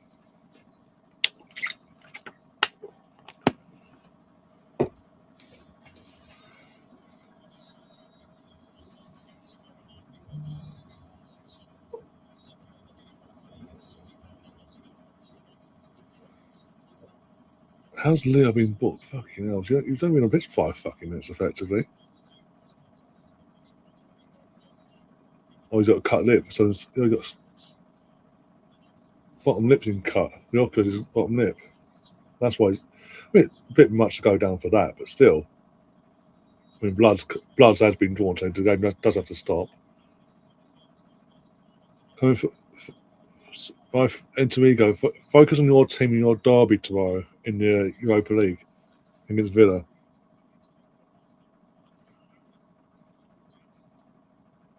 Team 2 minutes in. Yeah, it's not been a bad game. It's not been dreadful from either team. Both teams are going for it when they have the opportunities. Just both teams are more defensively sound so far than the corresponding 2 from last night, clearly. I don't know who made the contact. I can't tell who made the contact there. BX is issuing out the warnings. This is the funny thing. There we go. All season we saw him last year. It was all cool. We was all banter back and forth. Because his team been so bad from day one this season with the fucking ownership they're doing and all that and everything that's been going on for the season. Until recently, we've not had a peep from Ego all season until literally the weekend just gone. You couldn't make it up. We look to be safe. I'll go back on that Arsenal channel and get some banter now. I'm in the semi-final of Europe. Woohoo!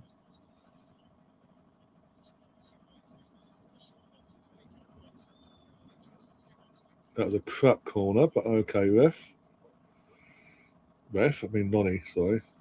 Don't know what we were appealing for. Didn't see no foul there. Sorry. Don't know why I said fucking. I'm so used to going ref.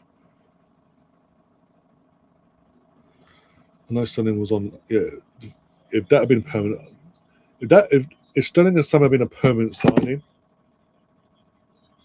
then that for me would have been a worse signing than Willian. And that says a lot, by the way. That says a lot. So if anything, Anthony, all you've done is just prove that you can give it. You like to give it out, but you can't take it really. Thing is, I never wanted you to be the mess you was in this season. I wanted you to be up. Your top club. Plus, the benefit of you staying up means that there's more chance of Tottenham going down. But hey,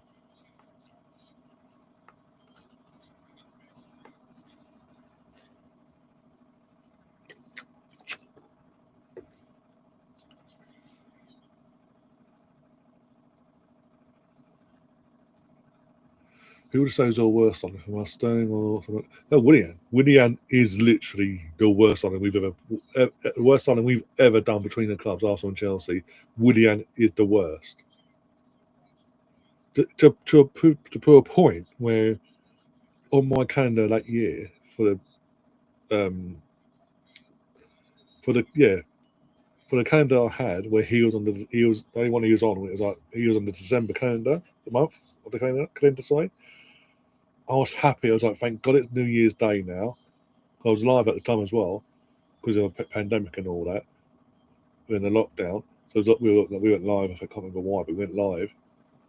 I was like, thank God it's New Year's Day now. I can get that calendar off my fucking wall.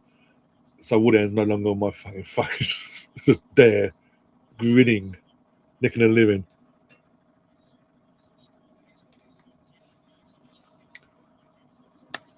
You'll find it very hard for any Arsenal fan to disagree with me on that one either. As bad as Sterling was, at least it was alone. Willian was meant to be a permanent thing, for fuck's sake. God, overall, he's a knobhead. So let's not go there with that one. So it's 7. Bloody, it can't be 7. Got a corner there. I've not had a notification. No, say that'd be. They can take 7-0 for the girls. Again, double digits on the goal difference. So yeah, all in. It is 7-0. Hey, who got that one? Was that Leah? It's Leah as well. Leah. Fantastic. Oh, brilliant. The girls are at home. The men are away in Madrid. Oh yeah, I've got to switch team badges around at half time. That's a confusion. But yeah, we are in Madrid tonight. Apologies for the mess up there. But yeah, England captain and vice captain and Arsenal's vice captain gets their first goal and God knows that. I think West Ham last season at the Bournemouth.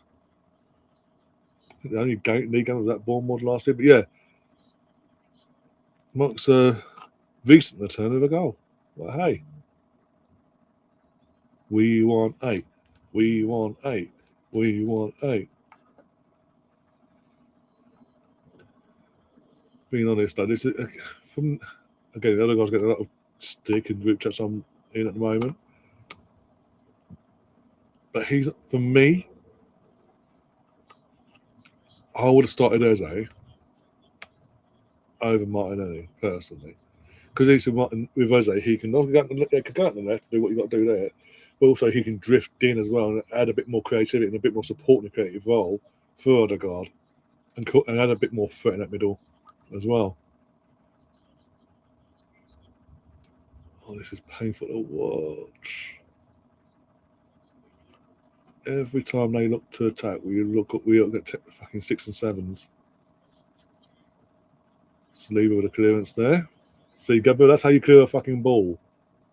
15, 20 yards up the fucking pitch and then reset. Not fucking up in the air, back and go again. I've got to change the scoreboard, sorry. 1 sec.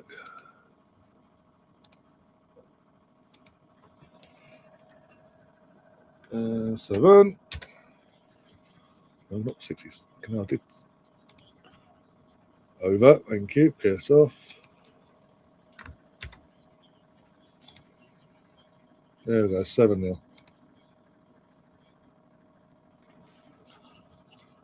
Timo Werner, fucking hell, yeah. What? I remember when he was at Leipzig the first time round, and he was heavily linked to going to Liverpool with Jurgen Klopp, and then at the last minute, no one understood at the time why, at the last seconds, that Liverpool sort of pulled out and left Chelsea to it. We then eventually figured out and went, oh, yeah, that's why.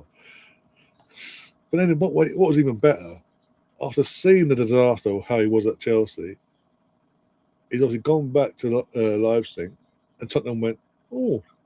And again, he went back to Leipzig, didn't put up trees again, never regained his form at Leipzig. But Tottenham went, you know what, let's go for a loan for the rest of the season for 6 months with an option to buy. Did that, did nothing, we'll buy him. Fucking idiots. And they wonder why they're in the mess they're in.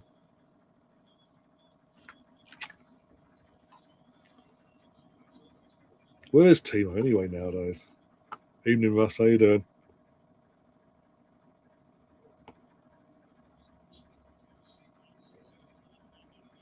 Pass it, Nolly, nose it. Oh, I thought it was, oh my God, how, oh. You know what I'm saying, pass it. You almost fucking scored. I'll see a replay of that. I need to see a close up to say how far, whatever that was.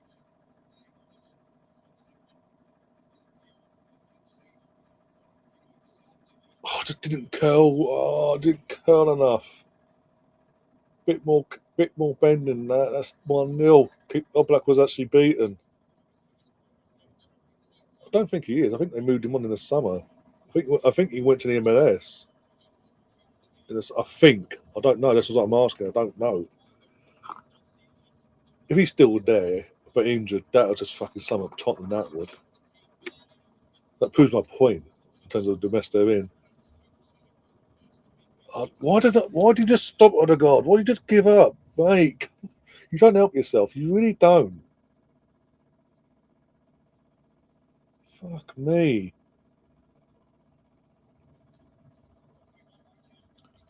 I'll check it after. When the men's game goes to half time, I'll have a look.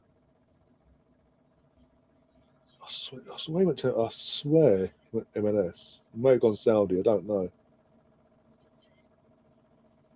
I don't think they sold him. I think he just left on the free in the summer.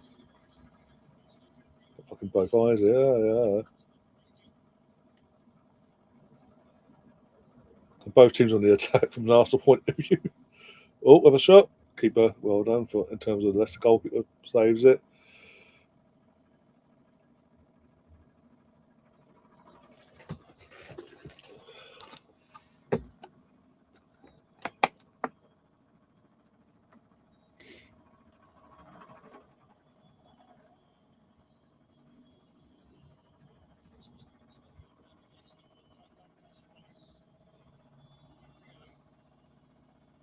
The Jaws are doing a double watch.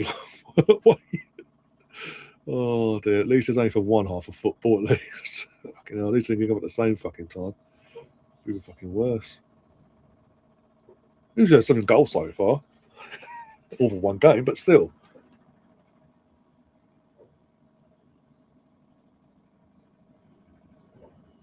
Can we do something with the ball so they're going backwards and forwards, for fuck's sake?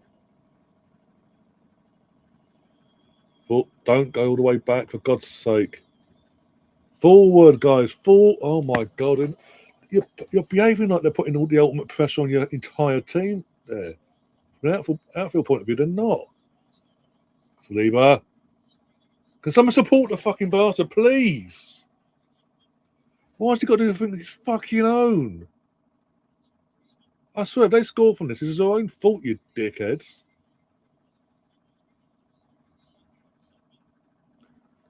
Timo is in Menes, San Jose. Yeah, that sounds about right, actually. But yeah, I think they didn't sell him. From what I can make out, I think it was literally his contract was up. He went on a free. Oh, here we go.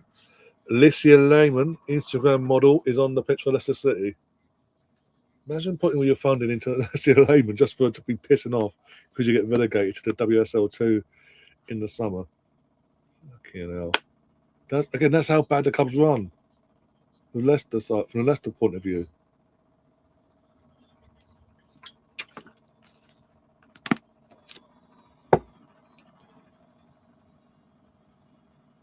I'll probably get in trouble for calling an Instagram model, but let's be honest. That's what she's pretty much does on her social medias now. It's like, look at me. Oh.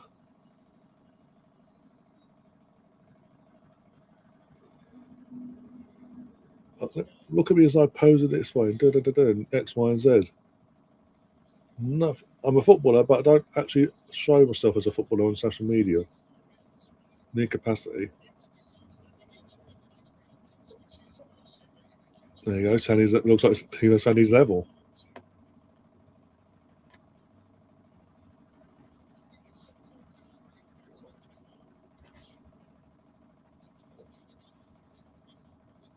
%90 accuracy from passing accuracy from Arsenal, 84% from Atletico.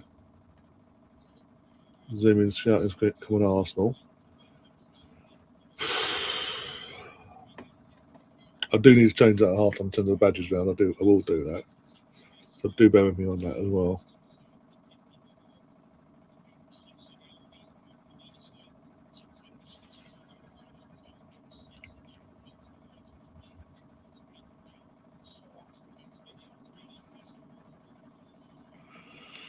Don't like that you do that, guys. Can you just play out normally, please? Or just give the ball away in the midfield and ask for more trouble. Defend, for fuck's sake, with a ref. Fucking hell. Oh, there we go. That'll do.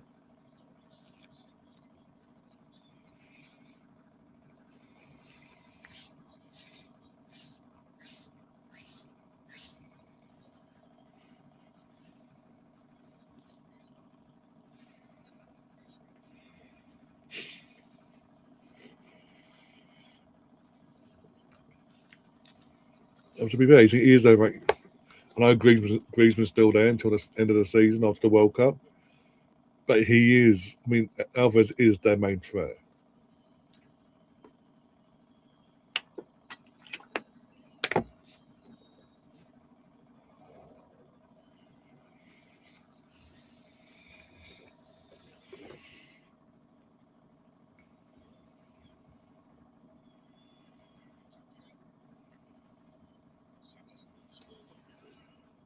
Oh, my days.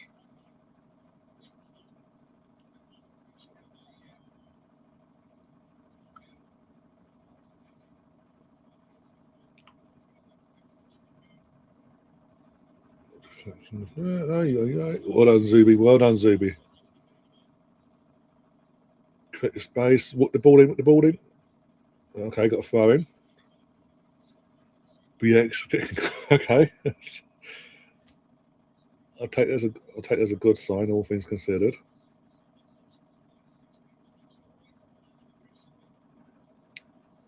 I mean, say that. As soon as you say that, fucking dilly down on the fucking ball.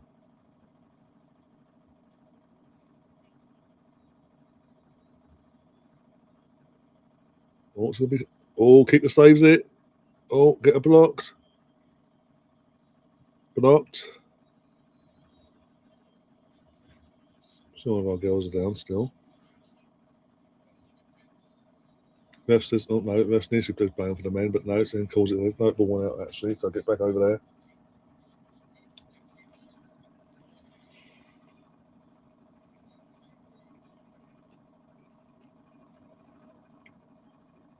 No, I was way out, bloody hell.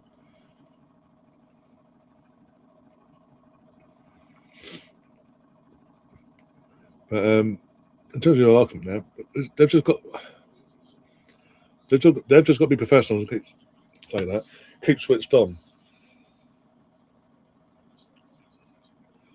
This is why I'm still a bit because it is. When you just think you've seen it a bit of a mad period. Out of nowhere, man, one of your most random players, in this case Declan Rice, makes a fuck up in midfield and gives the ball back to him and invites the chaos to come back towards our defence.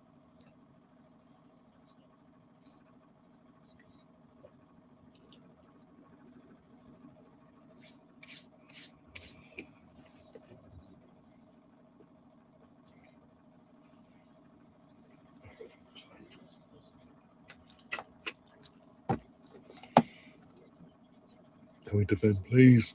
Okay, now. I do not feel well. Great, sorry. Go, go, go, go, go. Counter, you bastards. Counter. Oh, my God.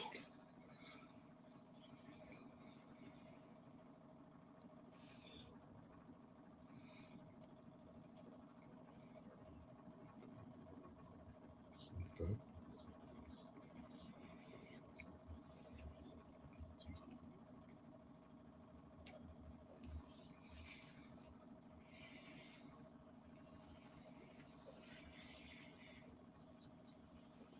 Go on, Martin, go on. He's lying. Take it his head in the way there. And then Gabriel. Zubi. Declan. Capier. Just play it smart. You don't have to force things. You don't try and force something that doesn't need to be forced.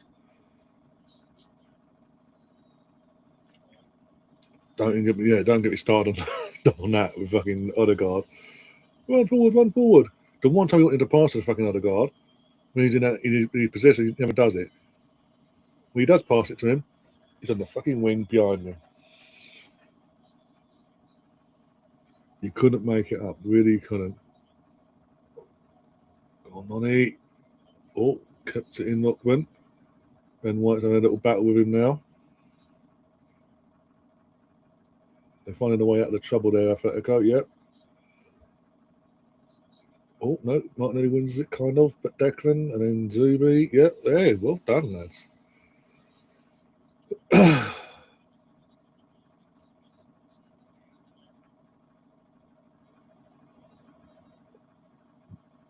Me.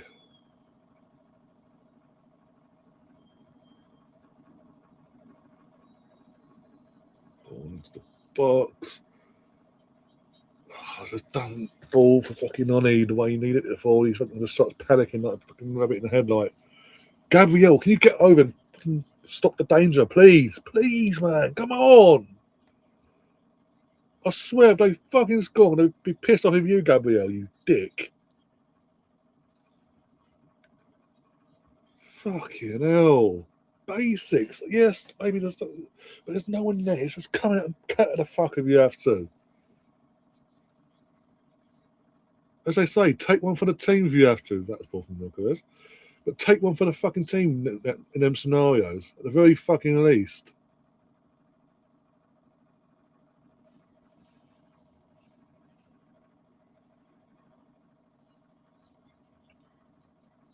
Oh, the guy's so fucking useless. Seriously, man.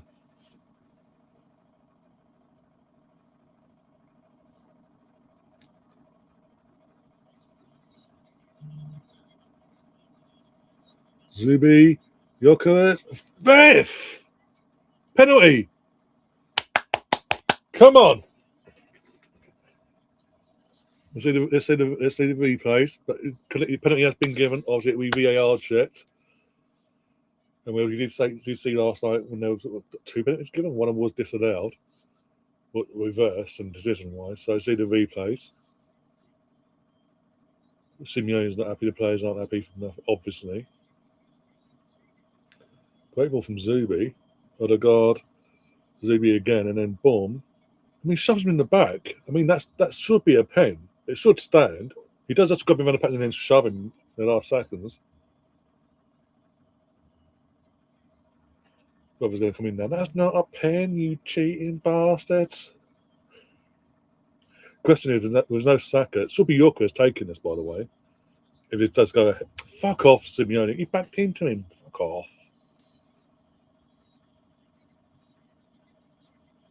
It should be Yorkers. We were told Yorkers is our main penalty taker. This is UEFA, remember, by the way, BX. Remember, this is UEFA.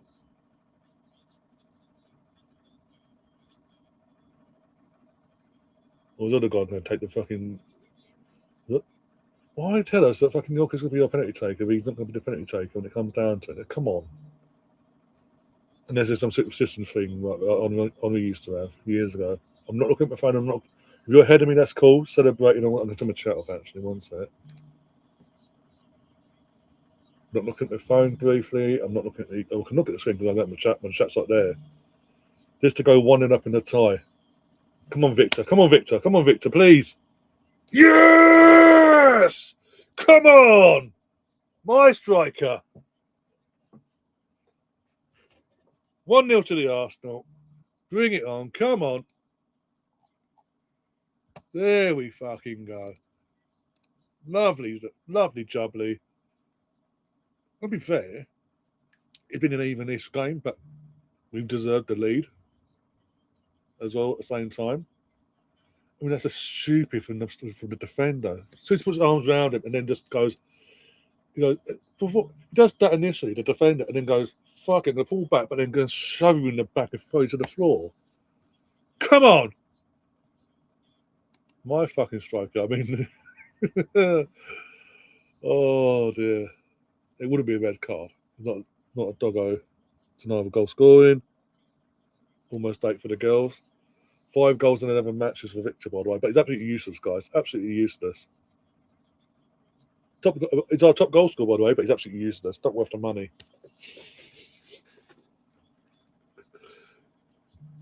I think is it in all competitions now, with that guy in mind. Yeah, you go. I better say that. Just shy of 20 goals in all comps. The thing is, me and my brother, back in the summer, once it's official, did say a good season for Victor would be in all comps 20 to 25 goals in all comps. And there's still a few games away to do it. 2 minutes of injury time, by the way. What a pen! Again, he's just a proper striker's pen as well in terms of just head over the ball and he picks a spot. Proper striker's mentality. He picks a spot and just fucking boots it, like foot through it. This is where I'm going. Don't care. It's not going in. It's not going to be saved or nothing. I'm smashing it in. If you're saving it, you're one of the goalkeeper, basically. To put it that way.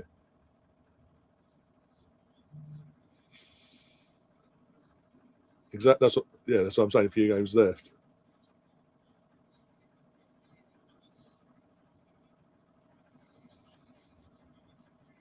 "82nd minute in the Emirates, though. 7-0 to the girls still. Could have been 8 minutes ago, but still. I mean, it's like we got to the 7 with like half out to go and went, we're going to be respectful to Leicester now. Not completely humiliate them. We're just going to take the pressure off now and just keep it at 7 now. Hiccup, he didn't read the run there. It's fine.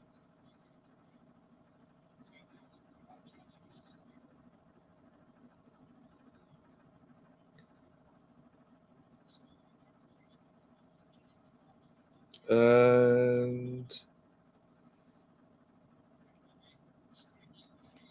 half time. There we go. 1-0 Arsenal, half time. We go. The players are going to fucking. Here we go. It's half time. It's actually half time in the first game. And Koke and a few other players are going over to the ref going, "Oh, come on, what do you want to do?" Here we go. The guy from the last round that we saw in the last round against I don't think they were playing that, but either way, the guy in the stands, the Atletico fan, that's literally got his bread out, he's got his local meats out and all that. He's making himself some half-time snacks, basically, him and his mates. Oh, right, there's a bit of lightning there in Madrid. Interesting. As they panned outside the stadium from a distance to lightning. I don't know if that's ominous or not. But yeah, actually, as a whole, again, barring a few hiccups here and there in terms of either like the basic, the occasional poor pass here or there, the lack and clearances, and the very lack of clearances sometimes. I'm not going to name names, but we've mentioned it already. As a whole, it's been a solid performance so far from the team. And like I say, it's been a bit even-ish game. We've attacked, looked threatening. They've attacked, looked threatening.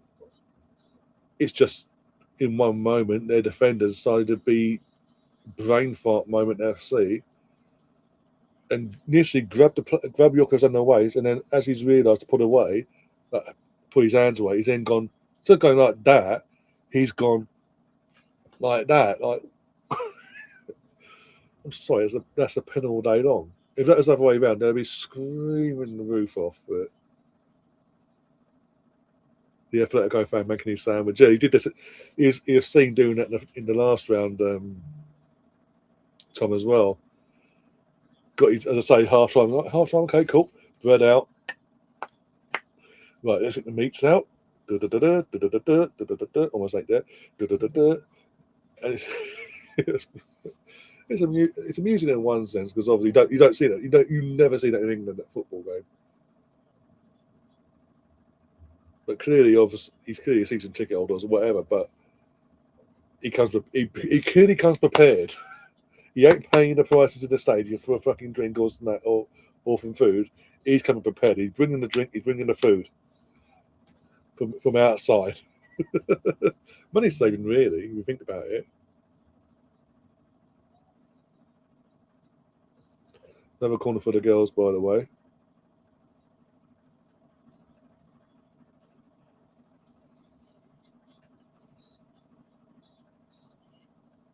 All in. Is that 8? No, keep the saves it, I think. Yeah, keep the saves it. Well, they're really close to being 8. I will say that. Right, let's get the scoreboard sorted one sec, guys. Stop that. We're going to then go like this. We'll know that. And then we're going to go in. Then, sorry.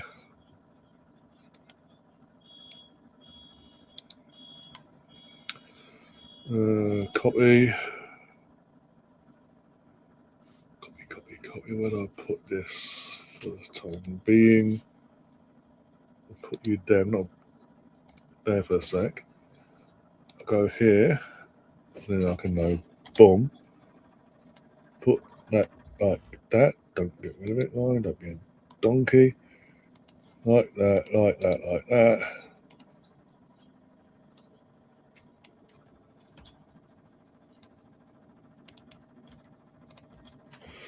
Then we go back over here.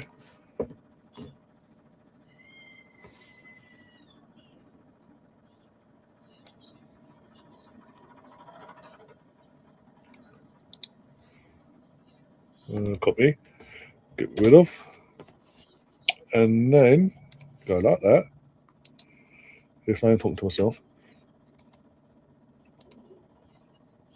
And then we also, by doing so, go close that. We stop the timer. We go like that. We reset it. We reset the clock whilst we are. Yes, and last used. Well done.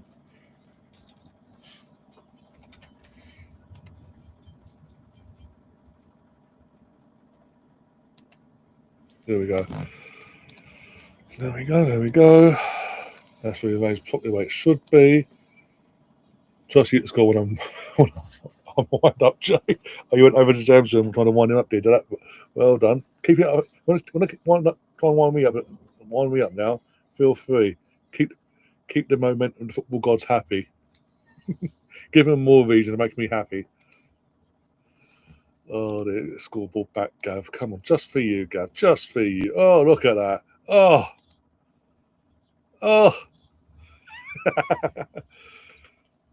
You would never get that through safety security. No, you wouldn't. I'd be lucky if I got this through the stadium, the security in the stadium. This is literally flavoured water, but they'd assume it's not.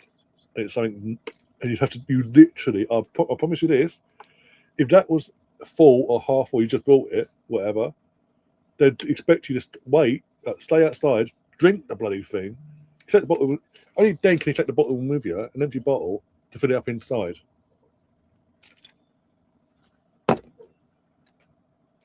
That, even again, open and whatever, even though they can physically see what it is, it can be used as a weapon. Who's going to a football stadium with a fucking bottle of Lucas and going, or whatever, and going, meh, fucking hell.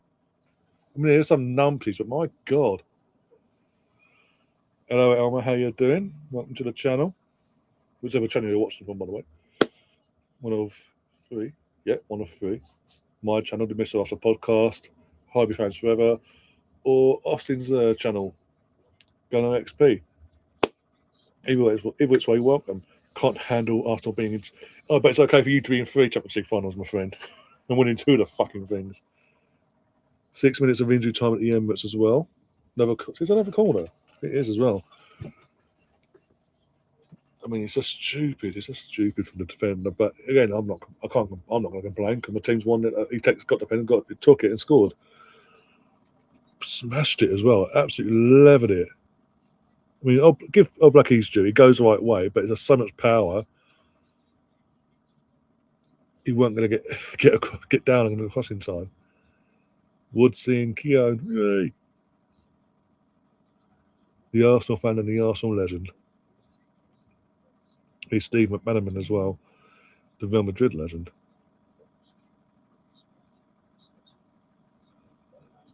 But again, as I mentioned, someone just mentioned in one of the group chats I'm in, going back to the build-up before the penalty was given, the play between Odegaard and Mendy was fucking silky and unbelievable. Like, and obviously it falls perfectly for Odegaard, falls Victor, which then draws the foul, got the penalty. But again, that's all well and good. But he had to score it after all that. He had to score, and he did.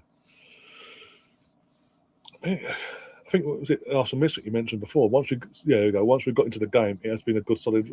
It has been like it took a bit of those nerves, those clear nerves, and obviously it's always a semi-final, big game like this, away from home, first leg or whatever. It's always going to have that sort of nerve, especially after what happened a year ago at this stage against a different team, but still.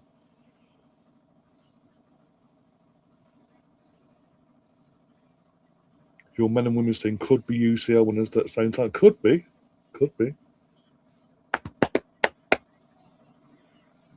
What would be more sickening, Gav? Assuming our girls do finish the job on Saturday, for the first, I think it would be literally the first time it's ever happened. By the way, if the girls do complete the job on Saturday and the men see the job out over tonight and next Tuesday, there's a possibility for the first time ever that one club has a representative for the Women's Champions League final and the Men's Champions League final at the same time. There's that bit of history there, and if you add in the equation that they could potentially both then go on and win that final, they both did. There's that added bit of history there as well. It'll be mate, you want to go hiding or something, my friend. And there's a World Cup and all that coming for the World Cup, but yeah. I'm not counting my chickens just yet. That's why I say ifs, not absolutes, because it's knockouts and anything can happen. I was trying to get an 8th, but it's just not. If it happens sort of. Go on, Vic. Oh, the defender gets the cross in time out for another corner. Some misfit says, I'm scared how we're going to come out in the second half. Don't say that. If we come out defensive, like have way too many times this season, this could turn bad quickly. It could be. I mean, again, I will say this in that first half, the warning signs have been there from the defending point of view. For having to defend point of view, signs have been there, mainly from Julian Alvarez and Lookman. But the signs are there. If we switch off just once, they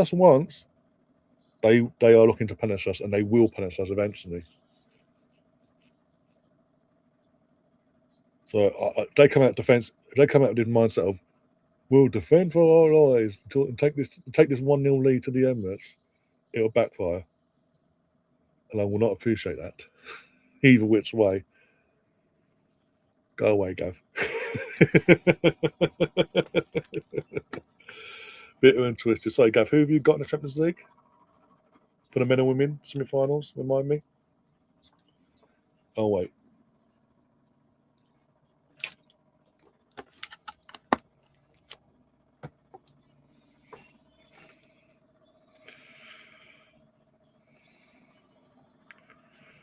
Going to Leicester though, obviously the women's team here, being with the men, and obviously they've been relegated to the third tier of English football in League One.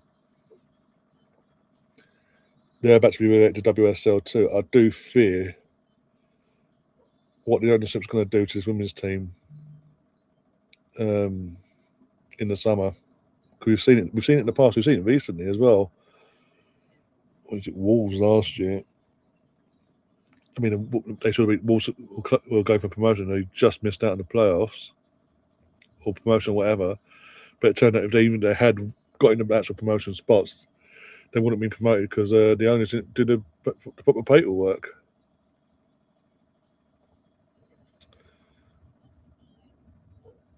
Is that it? There we go. Full time's gone. That full time whistle's gone at the end. Arsenal wins 7-0. So with 2 games in hand, I'll see in a second. Confirm we're a point behind Chelsea now with 2 games in hand.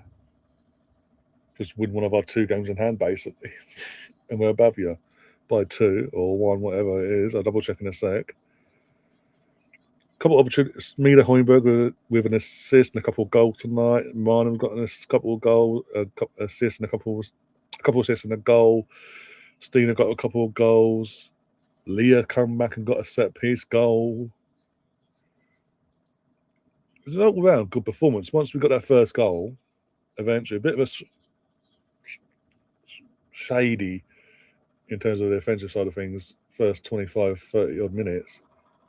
Just shy of 30 minutes, sorry. But the second we got that first goal, the floodgates opened and there was no looking back then.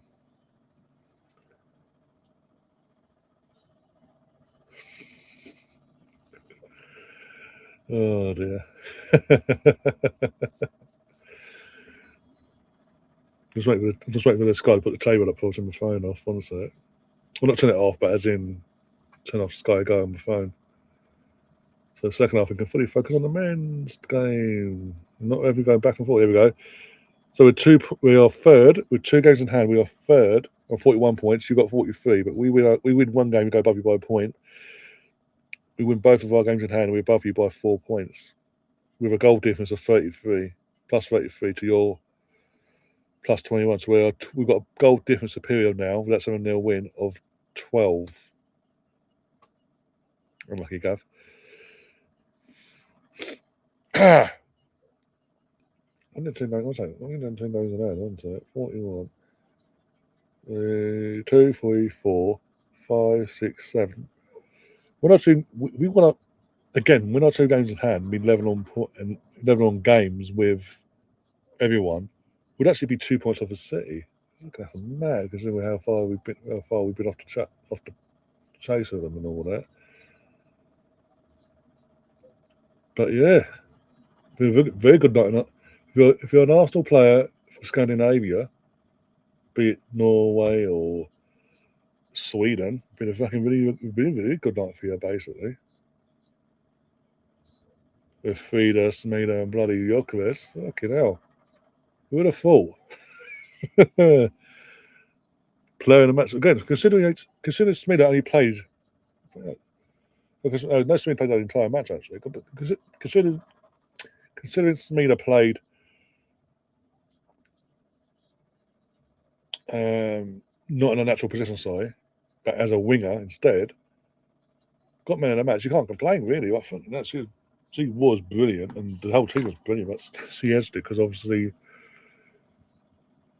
playing that position clearly. I can't complain whatsoever. Teams are coming back outside for the second half. Let's see. Obviously, Arsenal already out waiting. Let's see if there's any subs. Can't see anyone. Is it Solid maybe coming on?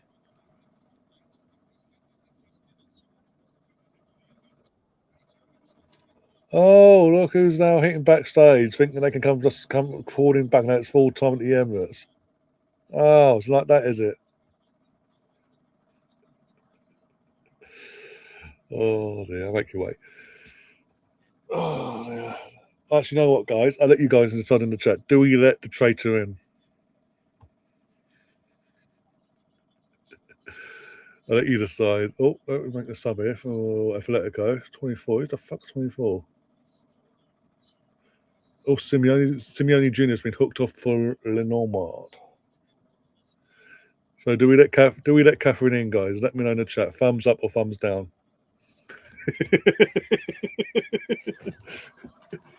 Because I can see her reaction. So.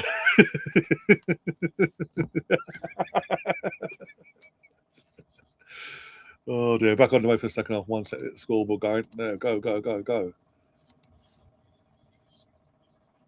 Here we go. Come on, Arsenal. Big 45 minutes. Big 45 minutes. I'll let you in. That was a blind. Yeah, I've got 5 minutes because I do need to pop out. But you know what? You have a good chat that can keep you going and keep you motivated. You know, Arsenal Women's Chat Show. They're a little bit of a newer channel. I'll give Laura some company. But that was a thanks BX. Thanks BX. While saying that, by the way. Yeah.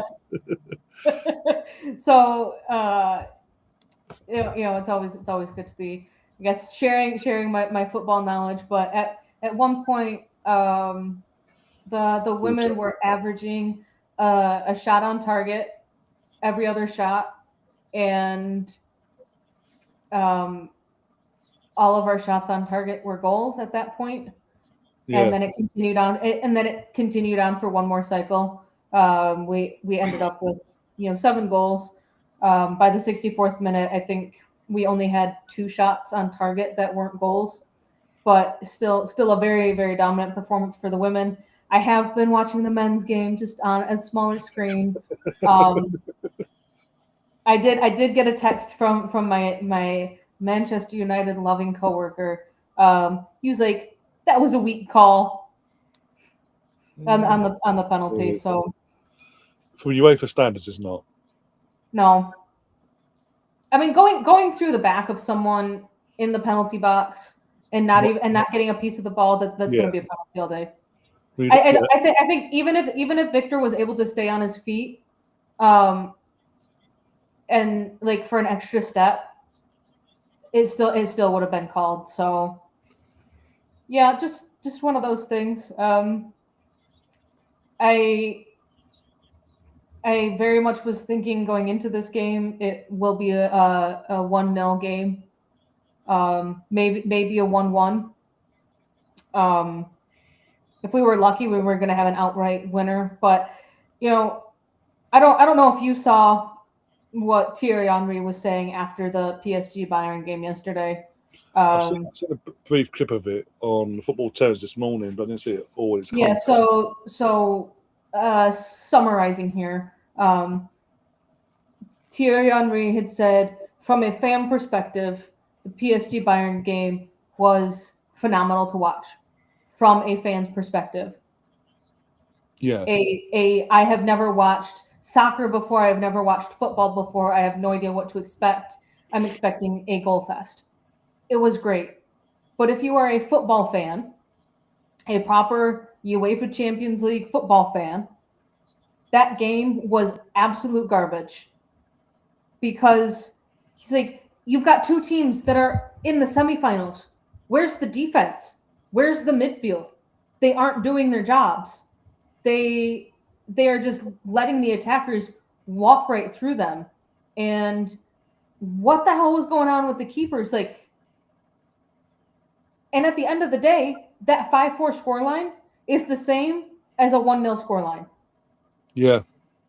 You bring it down to the end of the day. It's a 1-0 scoreline. Madrid have a free kick, the left side of the outside of the box.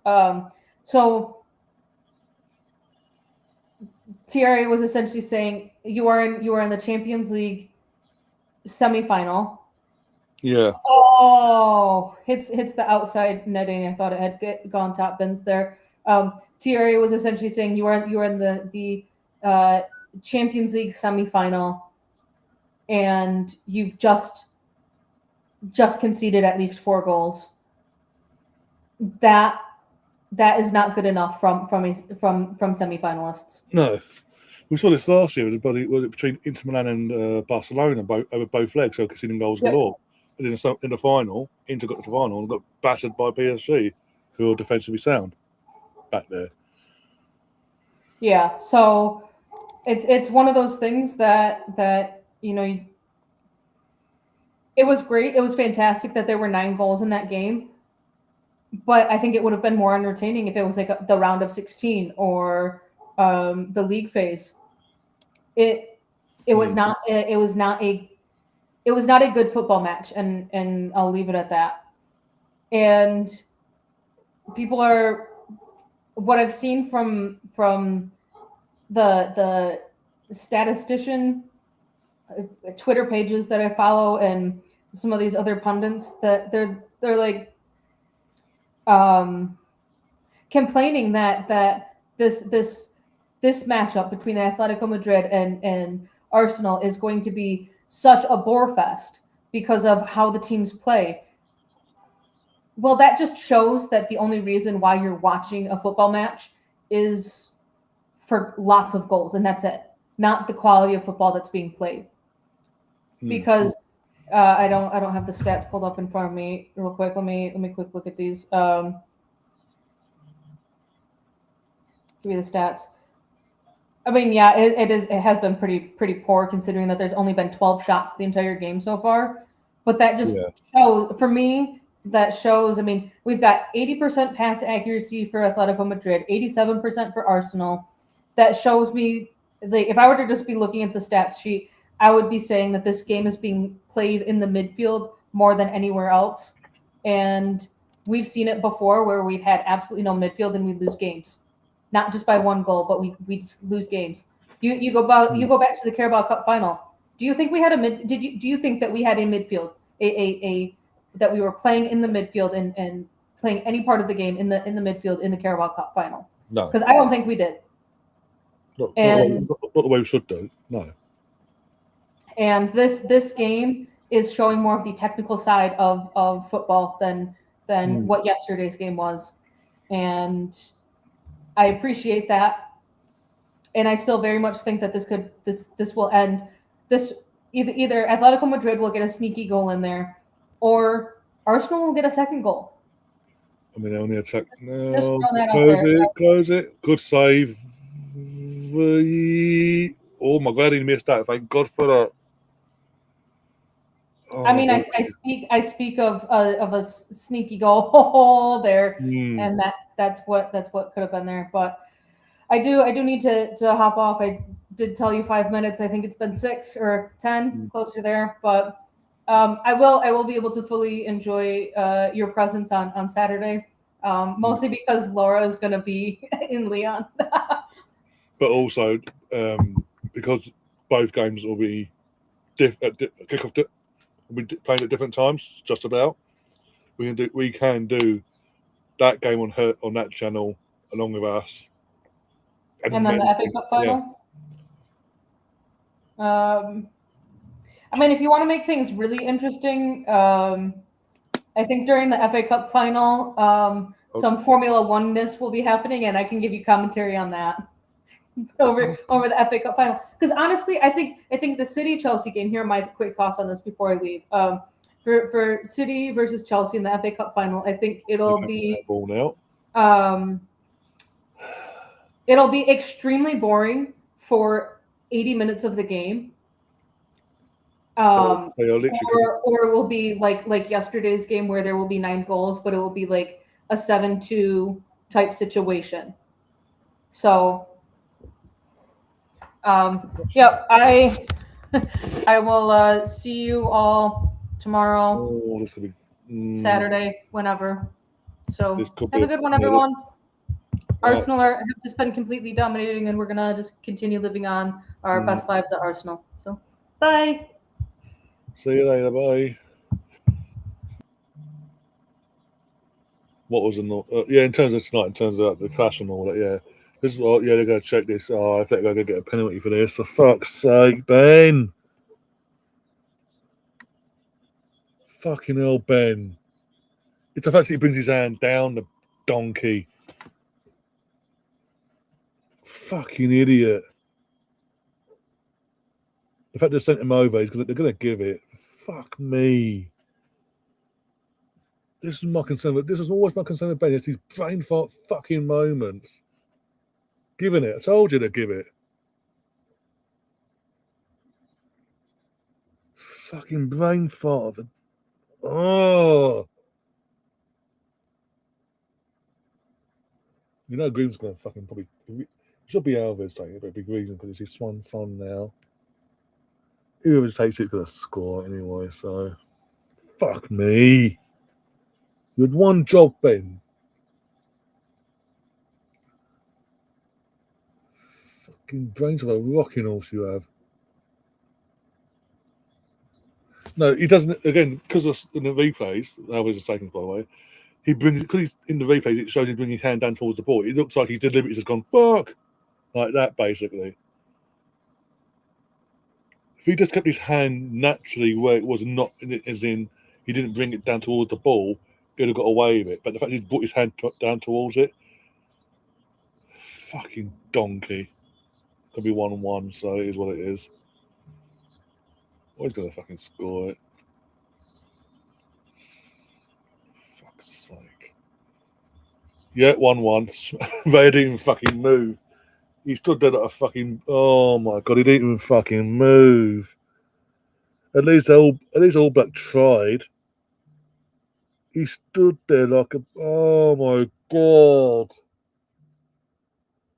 Oh.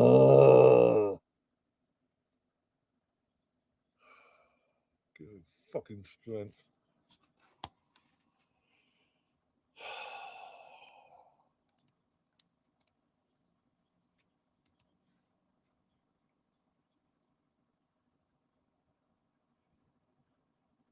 Dancing on the fucking spot and it goes. Whoa. The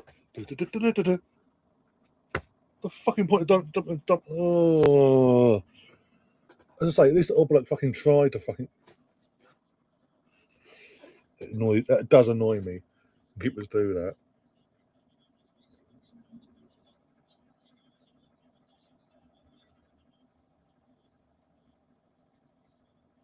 What, by standing on the spot and going, the ball's going in the fucking top bin. This is like, we put more energy to jump up and down on the spot than actually trying to save the fucking penalty.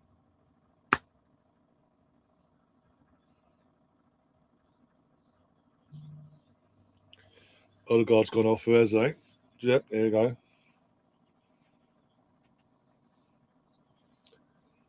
Eze's I don't. This is what I don't get. Like 57 minutes, unless he's picked up a knock, and he tried to walk up, but he can't walk it off. Why does Arteta do this sometimes? You send the teams out as they are.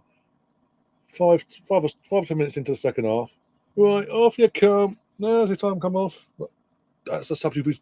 Unless he try to walk it off, but even then, take responsibility and go, no, you've took a knock, get the fuck off.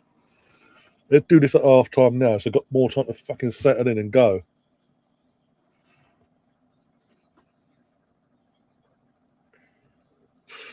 You know what? That place is rocking now, as you'd expect. It's fair enough. Again, as I say, it has been an even game and all that. It's just annoying the way they've got the equaliser. It's fucking own fault as well, because as I say, it does look like in the replays, it does. And they show it in slow mo in UEFA as well. It looks like he's deliberately gone, oh fuck, sort of, and batted it like they did, and they've gone, oh, mate, it's slow mo, so it like this. So he's deliberately done that. So it's a pen.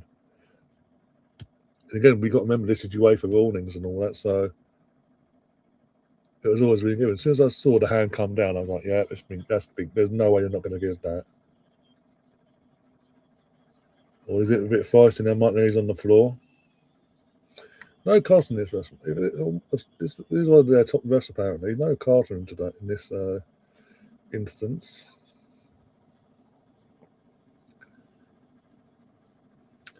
Well, again, as long as we don't come away, just either take a draw or take a 1-goal margin win back to the Emirates. So it's effectively in our hands, so to speak. If that makes any sense.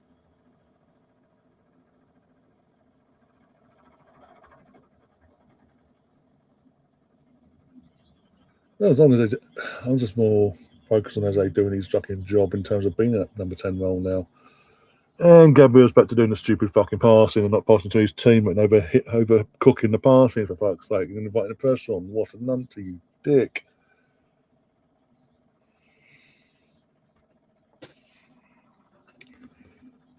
let's not sit back and invite the pressure on, please, lads. That'd be fantastic. That's not a foul. He won the ball. He could have won the ball any cleaner if you wanted him to. Just because Green's falls to his fucking knee does not mean it's a fucking foul.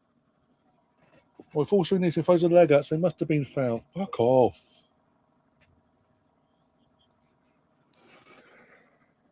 Days. Don't. Does this ref want to give anything to fucking Atletico now? As soon as the play goes down, no, it must be a foul. He's wave play on though. He's saying fucking bring the ball forward. They're trying to go, no, we want to play it. No, he's saying he's turning the fucking ball forward or else.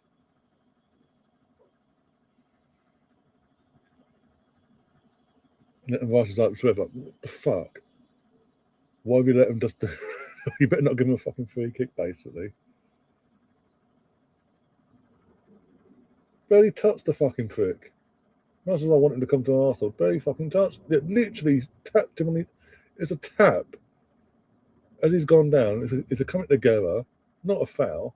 He's made a fucking meal out of it, and the dark arts of Simeone comes racing to the surface. What do you want this? Meh. No, don't get me wrong. Look at this, put it again. Look, don't get me wrong. Even if Ray dives the right way, he's probably not going to save it. Let's be brutally honest, because the power, again, going back to Victor's penalty as well. But at least fucking try. That was my point with fucking having a go at David there. Just going, ooh.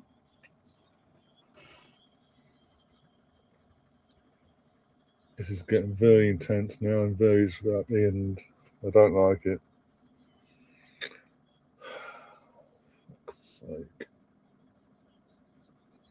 Because I know what fucking Arteta's going to do now. He's going to shit the bed at some point in the next 10 minutes and throw Saka on, hoping for a fucking mercy and go full Hail Mary, basically.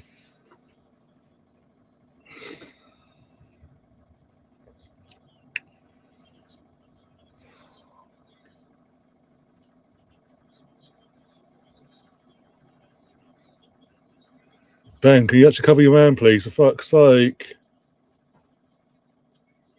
At the crossbar. Oh my god, can you wake up, lads, please? Oh my god, can you please wake up? That's twice now in the space of under 30 seconds. He's almost scored. Can you please wake up? Can you stop ball watching defending?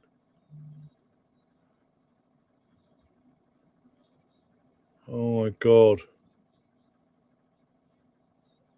I told you all this to be a far better and closer game than the fucking Emirates game at the league phase. Fucking ball watch defending. Why did the ball watch? Why are they doing this ball watch defending malarkey? We'll give them all the time in the world. Doing it all every time we fucking concede and it costs us. All the time in the world to do whatever they want. It's like they don't want to learn from it.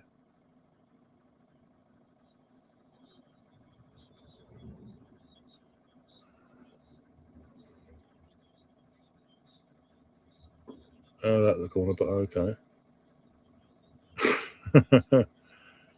Yeah. Ironically, look where he's going in the summer, BX. Oh my god, he's trying to score from corners now. Fucking hell. Ben, this is what you've done, Ben. Your stupid brain fart moment. This is what you've done. You've given them the light now. And the encouragement and the belief, and they're doing everything now. So there you go, have this, do that.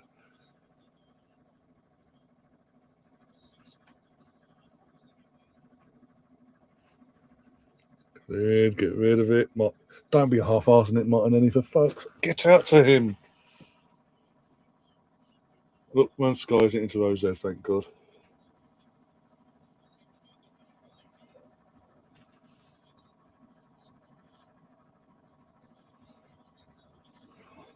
I need some energy, one sec.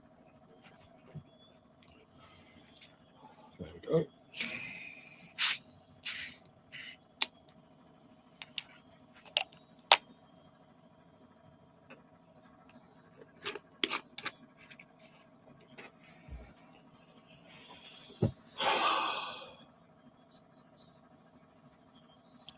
Every time, okay, it's just a bit of the pattern now for the ref. Every time every time an Atletico plays loses a 50-50, give them a free kick.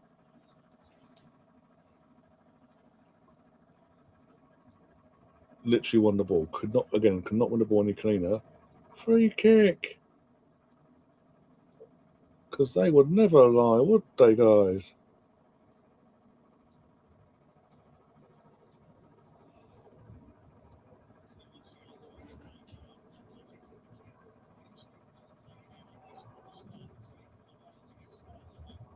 They just hold the ball.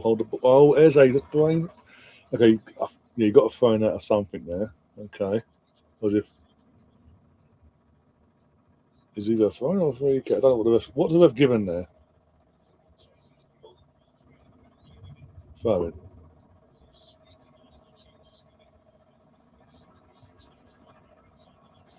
So we get a throw and go all the way back to fucking Gabriel, who was tempted. I'll tell you this: he was tempted to go back to the goalkeeper. They're shit in the bed. They are shit in the bed now. Oh, shit in the bed. Come out a bit and go away. Stupid fucking penalty. And then now, literally, he's shook the entire team again. It's like fucking watching the. Yeah. Hey. Come on, Victor, take him on. Go on, squeeze it through. Go on, Eze. Pass it to the wing. Over that bin, Ben, you bastard. Well done, Deckers. Notice though, no Deckers as vice captain, but suddenly fucking get. We know the guy's not available on the pitch. Deckers get the armband.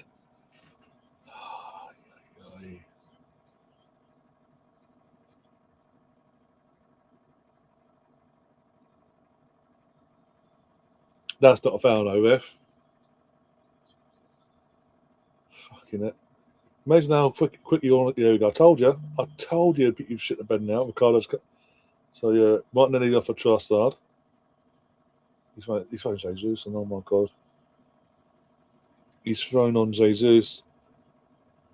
And in terms of what I say, I told you so, because I told you to panic and shit the bed and put Saka on as well. So Nani's going to come off now, isn't he? Yeah, Nani's off for Saka. He's going to take Victor off. The fucking idiot's going to take Victor off, isn't he? The guy that's had influence in this game, he's took Victor off. You fucking numpty Arteta. What are you doing? Have you? Oh my god! In the appearances that you've been given Jesus recently, what tells you Champions League semi-final 1-1?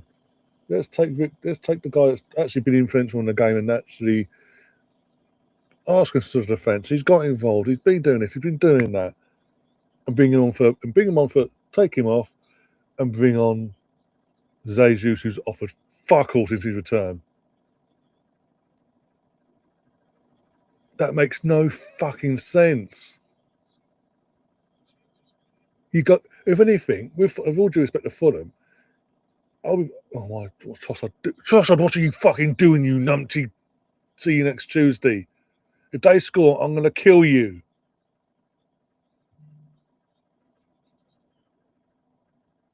Oh my god, this is painful. This actually is painful to watch.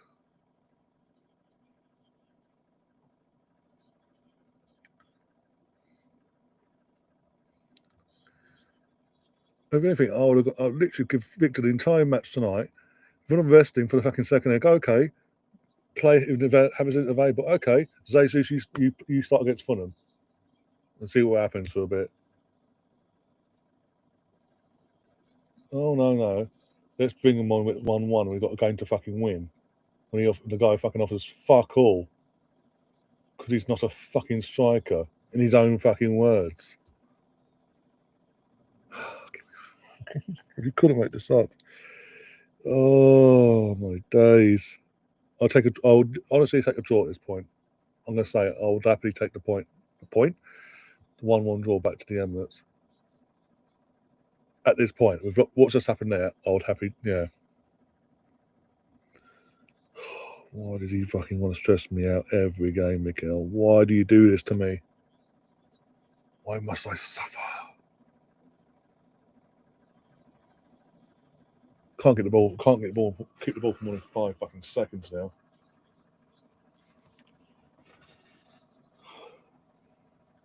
Basically, yeah. Pretty much slower.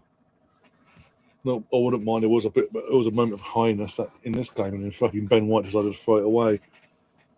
And then Arteta's gone, hold my beer. I'm going to take my fucking best player off, basically, or one of my best players off, who's doing nothing wrong, doesn't show any fatigue. I'm going to take him off for a fucking player who doesn't play striker. That's even officially publicly confirmed. I'm not a goal scorer. I'm a goal creator. So you take your goal scorer for a so-called goal creator. Is he taking the fucking piss?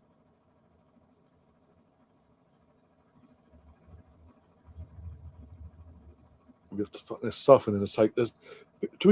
All due respect, though, they're suffering, and it's fucking Mikel Arteta taking the piss.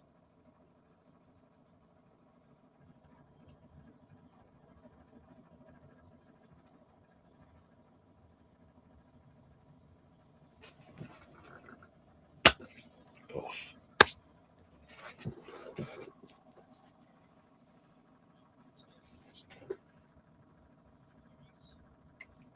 What a great positive impact these subs have made, Mikel.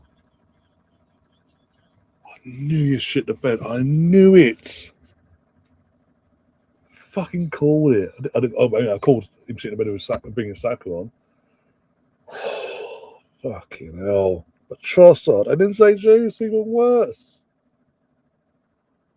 I'm out of form so-called left winger / cam, and the fucking so-called striker that even publicly said, I'm not a striker, I don't score goals, I create them apparently, who since he's returned from his ACL has not showed any sort of form to give you confidence in the semi-final of a European or semi-final of a competition in general, that he's the guy to come on and save the day, basically.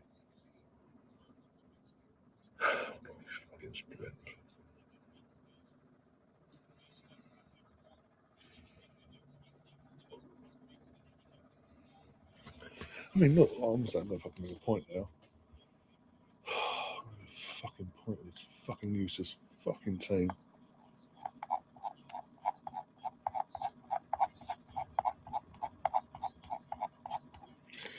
I mean, he brought Ozzy on already, right? He could have brought Max on, for fuck's sake. I'd rather him bring Max on than fucking Jesus. That says a lot, by the way. 16-year-old, do these GCSEs and all that. He could have brought. I'd have been happy bringing Calafiori on in some capacity over fucking Jesus. Fuck me. Christian Norgard to sort of solidify the midfield a bit more stillness and all that. Lewis Skelly, want a bit more athleticism in the midfield or on the wings, whatever is inverted in. I've got 2 players down. One's hot. Oh, what a surprise! Hicapier's is that Jesus, who's just come on, holding his ankle? Oh, great call, Mikel. Because if he goes off, we're fucking screwed. Oh, thank God for Raya. I almost lost my mind because we had a player down. Players continued with a player down, and they're going, yeah, go for it. He gave an advantage on for them. Of course he is. Get out, Ben. Do your fucking job. For once in your life. You may be number 2 now as a right back, but don't mean you drop tools and drop these stinking performances.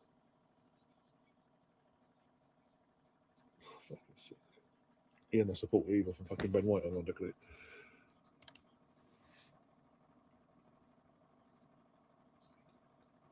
I'm not being fickle. I'm being brutally honest. Like, Gyökeres tonight, performance has been solid. You've took him off for a player who, since coming up from his ACL, has not got himself into form, let alone shown any sort of input that tonight would be a sort of game where he could come on and make a positive difference. And then to make it even worse, he runs into his own fucking player, loses the ball, and they nearly score from the counter-attack because of his stupidity there. And they don't he's like on fucking Ben. God.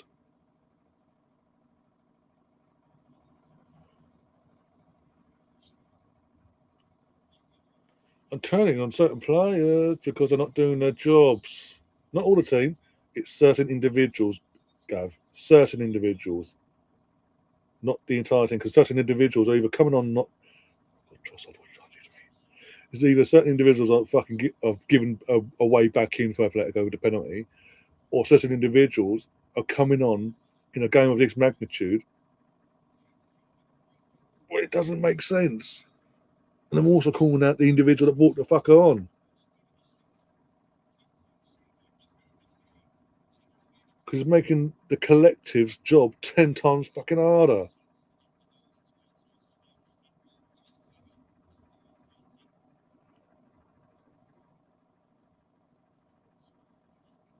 My point with Jesus, obviously he's been out of the ACL, but since he's been back with from the ACL, get up, Julian, you prick.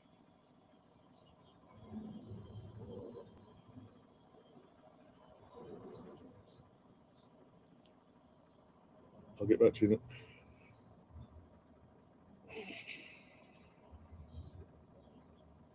They kicked the ball out. Is he just giving them have they just been given a phone for kicking the ball out?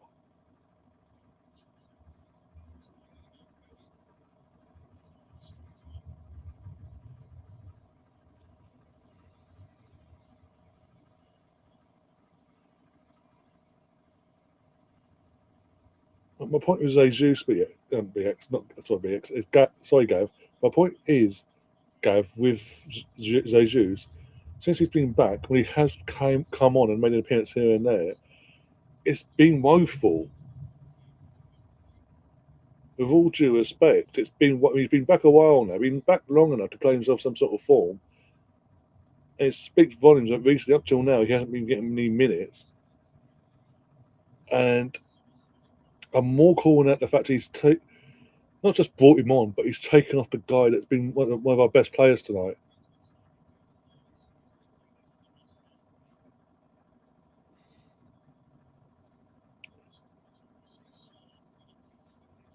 This isn't the game to fucking experiment and take risks. Put it that makes sense, especially after fucking up a 1-0 lead there. Get up. Is he good again? Is he giving a penalty for Arsenal? I think we've got another penalty here. I think we've got another penalty. Obviously, I won't get carried away because obviously VAR, and I want to see the. Even I wasn't calling for the penalty, to be honest. And by the way, even if it is given, yellow card. Even if it is given properly after VAR's checked it, who the fuck's taking it now? Do not give it to Jesus, for God's sake. Because our striker has been taken off.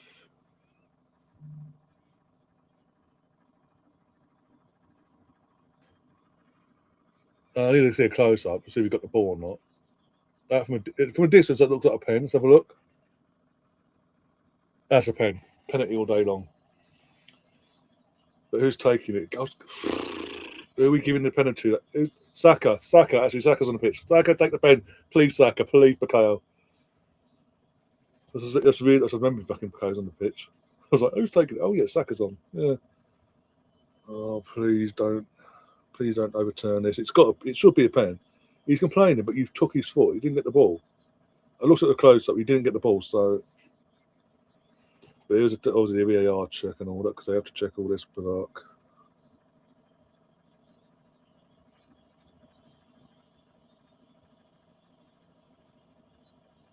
Simeone can fuck off. You can go to the screen if you want. You go to the screen, isn't it? I swear to God, if he goes to the screen, he goes. I know they are. It's a joke. If he overturns this, he's a prick. Put it that way. I've been polite. Why is that? It's so obvious. Oh, God, they're looking for every reason not to give this. They're going to send him over to. They're going to send him over to have a look at this. I wouldn't mind if he got the ball. Guys, I said earlier about their pen. It was a clear pen. When they got it, I can see why. Oh, he's been sent over. Oh, for God's sake, UEFA, you conning bastards. Oh. Cunning little bastards. Where does he get the ball? What are they looking at to say he got the ball? The ball is gone. He had stomped on the player's foot. Ball goes. He stands his foot on player's foot. Where does he win the ball? If he bottles out of this, it's bollocks. It's absolute bollocks that I don't give this. The ball's gone, and that's when he makes the contact with the fucking player, not the ball. He does not touch the ball. The ball is long gone. The ball has long gone. Why are you looking at this? He fouls him. He stamps his foot. Accidental or not, it's a foul. Even in the Premier League, that'd be fucking given, for fuck's sake. And that's saying a lot. Oh, this joke. This is a bollocks. UEFA at the finest. UEFA fucking Madrid. You cheating, lying bastards. It's a fucking joke. That's the most clearest pen of the night. He's saying where did he get the ball? Oh, wait. Where did he get the ball? Where does he win the ball? He's just gone up to the player and gone, won the ball. How? In what capacity does he win the ball? The ball had gone in the other direction before he makes contact with Eze. Fucking joke.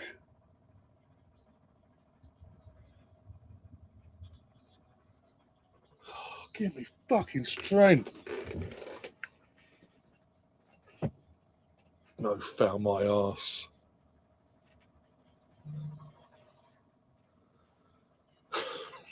Out of the 3 pens, the clearest one of the 3. And they're all pens as far as I'm concerned. Wow. Okay.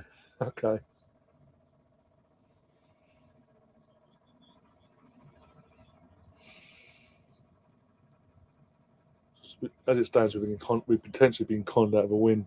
You couldn't make this bollocks up.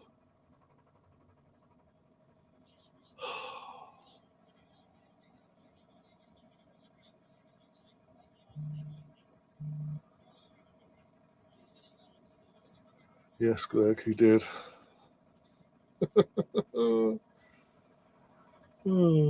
Goes to the fucking All Black and guys who won the ball.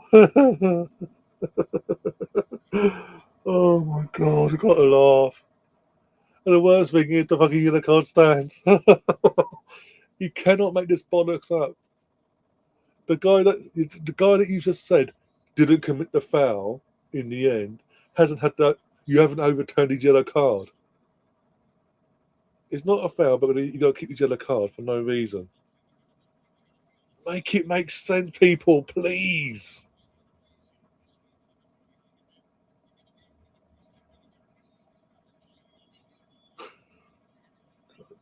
Fucking joke. Exactly.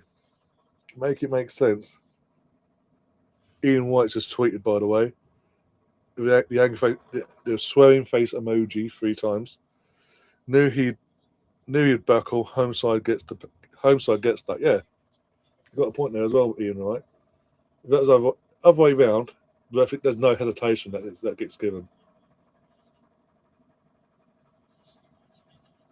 Jesus getting up. Oh my god! Pass it to Essie. Pass. Oh my god, Ben, you're a dickhead. Oh, because Ben doing his job there.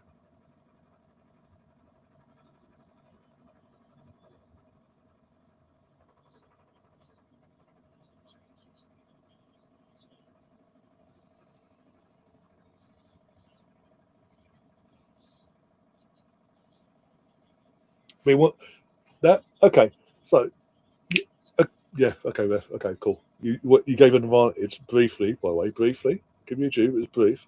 But you gave an advantage to them for the exact same thing outside the box. Oh,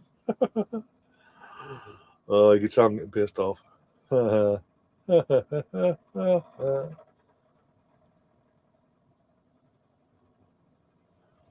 Oh my god. who's been conned.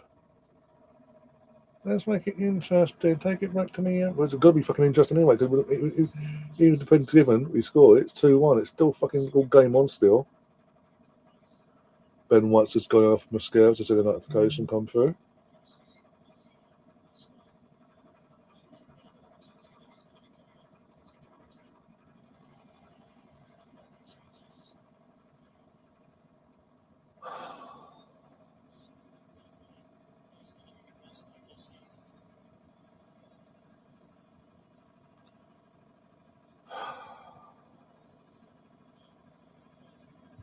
I am concerned as well in terms of Timber.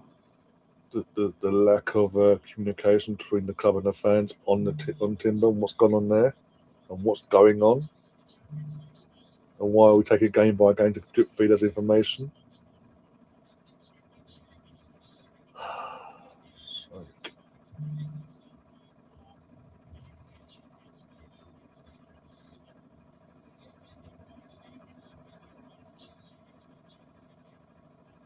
Full time, it stays like this. No matter what happens, no matter what happens at the full time whistle in this game, I'm gonna voice up my brother and sit and ask him for his honest thoughts on that, and see what he comes back with.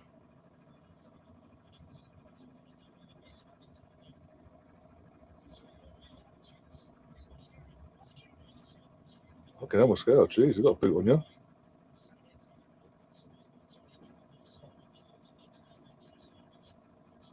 Well done. Hold the ball. Just beat again. There's the basics here and there. Don't force anything that doesn't need to be forced. Can Mascara be there for overlapping or not? It'll be central. Oh, go. Ball into the box. Too over the hit. And then Gabriel. Hopefully you're not too far away.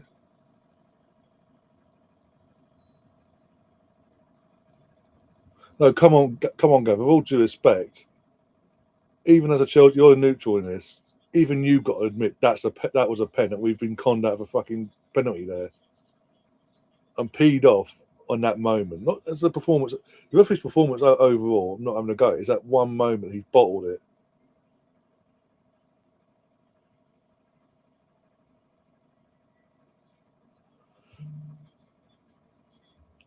Should have been a pen. Oh, this is where he says should have been a pen. Was not a clear and obvious error to overturn. Is a clear example of why we struggle in the World Cup. They play the rules differently.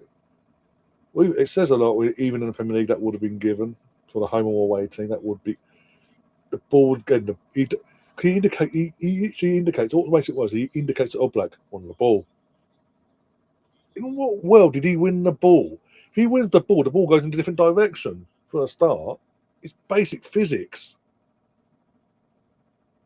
of the motion of what his foot was doing. The ball, if he made contact, would have gone in a different direction, not the opposite. You can't make this crap up sometimes. As they pass it, well done, Trossard. So hold on to it. Do not force anything. It doesn't need to be forced. Look, I said this 20 minutes. I did 20 minutes ago. I said this nearly 20 minutes ago. I'll take a 1-1 draw. I'll take the draw back to the Emirates. I said at the start of the night, take something back to the Emirates. Don't lose. At the very worst case, a draw. Oh, go on. Oh, unlucky guys. At the very worst case, a draw. Bare minimum a draw, so I take back to the Emirates. Or 1-goal margin and win. My score prediction was 2-1 as well, so.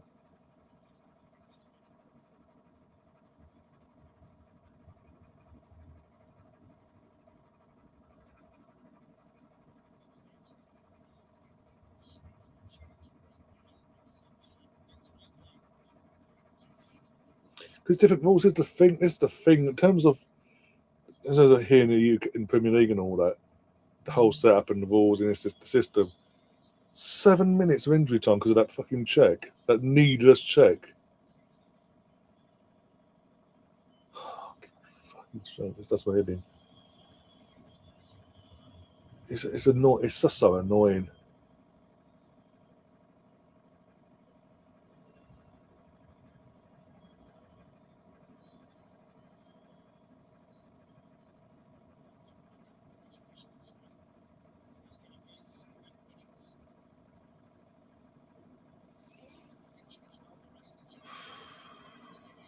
Hold the ball. So, as a good cover it. Well done.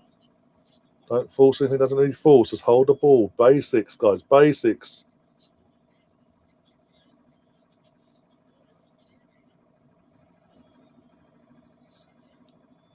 Oh, yeah. Why are you doing that for? Didn't need to force to have these shots like that. Just playing basics, my friend. Basics.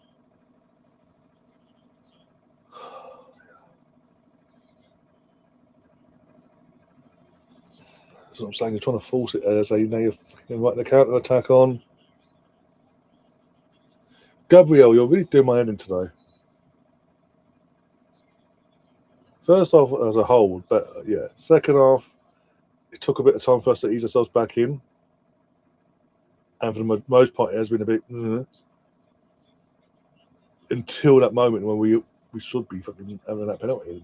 Yeah, it should be 2-1, but and since then, to be fair, we have again controlled the game. Not gone fucking defense mode FC.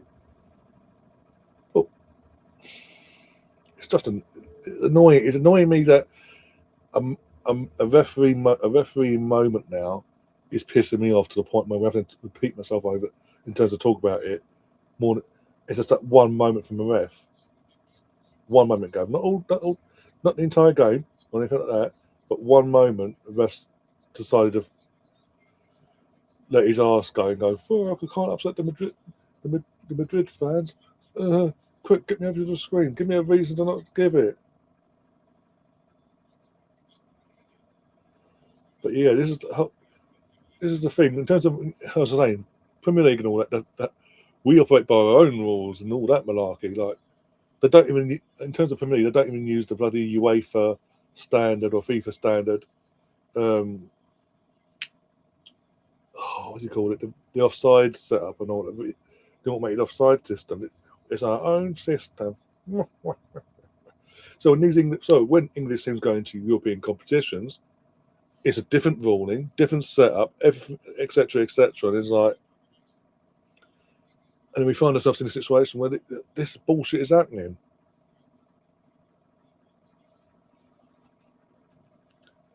But I'm sorry, I can't. In no universe does that not get given anywhere else. Oh, I swear they fucking score. I'm gonna be pissed. I'm gonna be pissed. Wakey, wakey, rise and shine.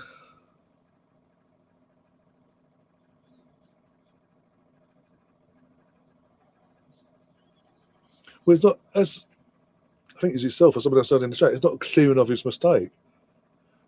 And this is the thing. We're so used to the word clear and obvious in the Premier League because that's the yardstick they throw at. Clear and obvious. But everything is checked with a fine tooth comb when it comes to UEFA or FIFA. That we then go, well, it's not clear and obvious. Why have you got involved? Oh, don't lose it now, lads. Hold your heads. Oh, fuck off with your fucking. Oh, it's a penalty, man. Penalty. Fuck off.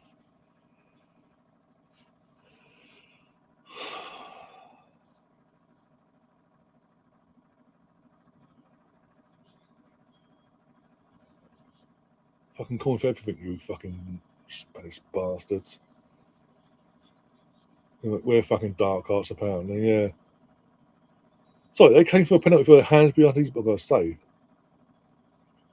Oh, he said, yeah. Fuck off. No, but I said I'm an arse. The second I saw in the replays that Ben White's hand come down, I knew what was coming.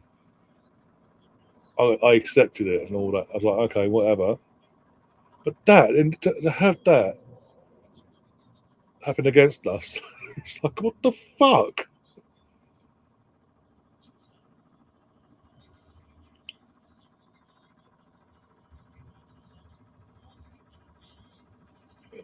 Mate, you happy what you fucking do, my friend. I know you're strong, but Jesus Christ. You're just a fucking rhino.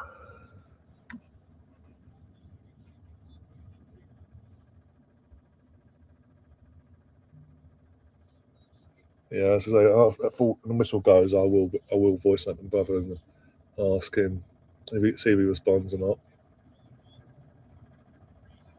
I think he knows I'm live, as I said in the chat earlier, so he'll probably just, for the reaction, he'll go, never pen, bruv, what you want about? I know.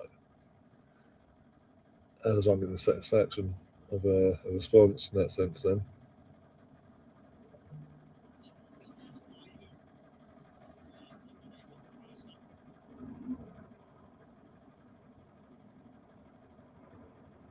That was a joke.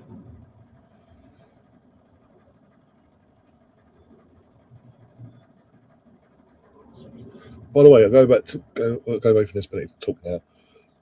Going back to my initial thing though, what has Jesus done since coming on to justify him coming on? Please, someone tell me.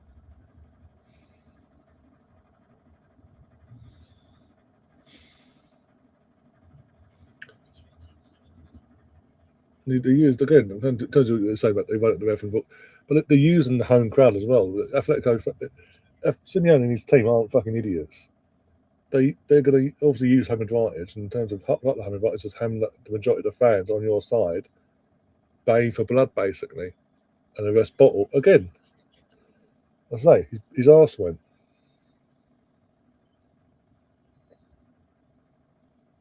But I say, the second you see the hand come down, there's always going to be given. But it makes it just baffling how he just asked her again, and it fucking conjures out of a 2-1 fucking lead there full time yet. This is what I said. This is what I said. I'd have rather him bring on Max Darwin over Jesus. That says a lot. Yeah, 4 Thomas was gone anyway. Arsenal 1, Atletico 1. Should have been 2-1 Arsenal, but all level pegging going into the second leg. But you can say, being that obviously the second leg is at the Emirates now, obviously, some sort of an advantage to Arsenal. Just got to see the job out now. So not so, you know what I mean, as in do what they've done tonight. Do what they've done tonight, but actually make the home advantage count in the sense of win the second leg. Just pray and fucking hope we have a better ref. That's it. I'm sorry again. For one moment, we could have. If he'd held his ass, we could be 2-1 up at the halfway point in this tie. We could go into the Emirates with a 2-1 lead, which I predicted by 2-1. We could be going to the Emirates with a 2-1 lead. No, and with the impetus then that Atletico have to come and win by 2 clear goals to go through.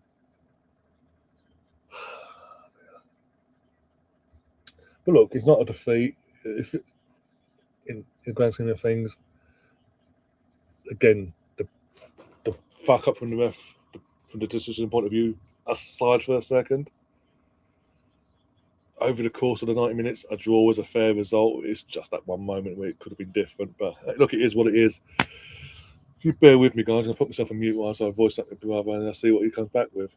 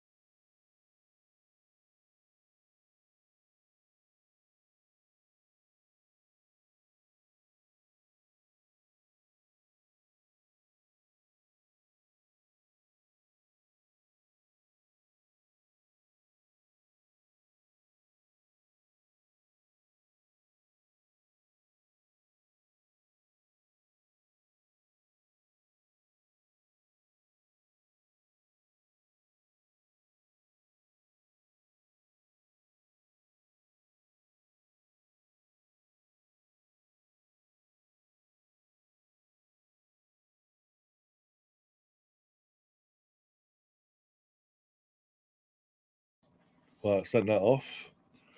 See if he actually sees that or whilst I'm still live or not. That'll be interesting. I've got to turn the fucking volume. One sec, I've got to turn the volume up.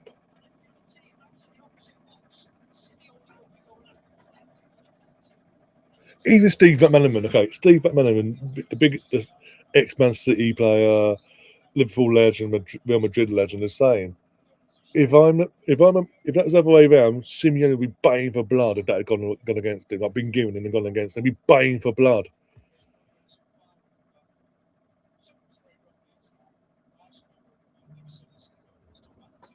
It's annoying because it was a good overall. Again,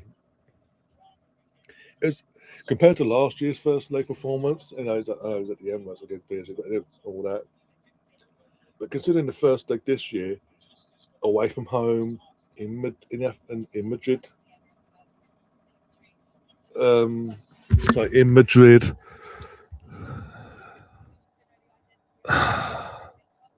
it was a better performance overall. A few dodgy moments here and there, but overall, it was a better performance from the lads. Just, yeah, to know that we've had a moment where we could have won the game, but the ref lost his ass and decided to change his mind. That's annoyed me, but not the team. At him in that one moment. Again, listening go in that moment.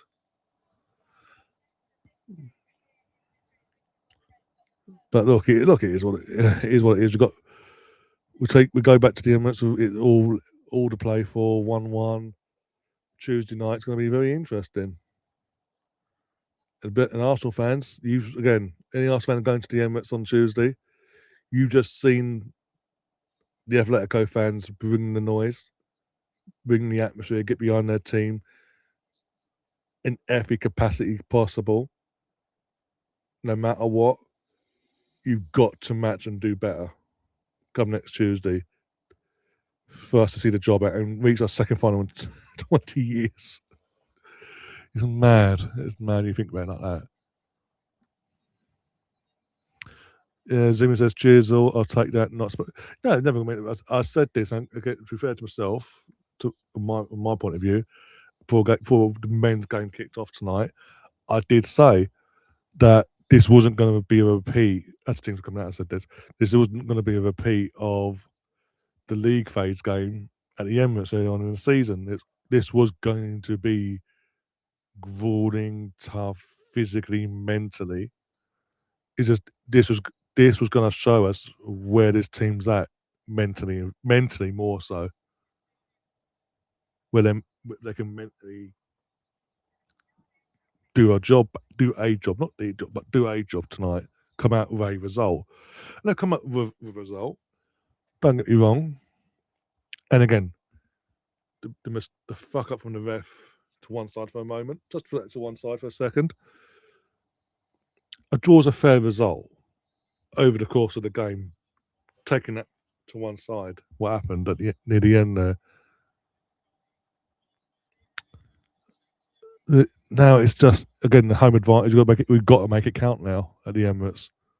The fans got to turn up as well, and we can't have anyone go hiding. And just no more fucking injuries. I mean, as I say, Jesus coming on again. With all due respect, like he comes on and what did he do for the half hour? So he was on 25 minutes, whatever he was on for. Tell me, please. For me, one sec, let's turn this down before we go. For me, in terms of next week, as things stand with the squad and all that, I would obviously go in terms of the back line. It's obviously Vaya in goal. If Timber's not available, I'd throw Mosquera over onto the right back position. Obviously, Saliba, Gabriel, Hikapié, and unless Ricardo's available, it's Hikapié. And Hikapié was again he was solid tonight. Boy slipping on his ass for the first few seconds in. Barring that, he was solid tonight. So, yeah. And in midfield, as I say, makes it up in terms of Zubi and Rice. Is that I don't need to justify that.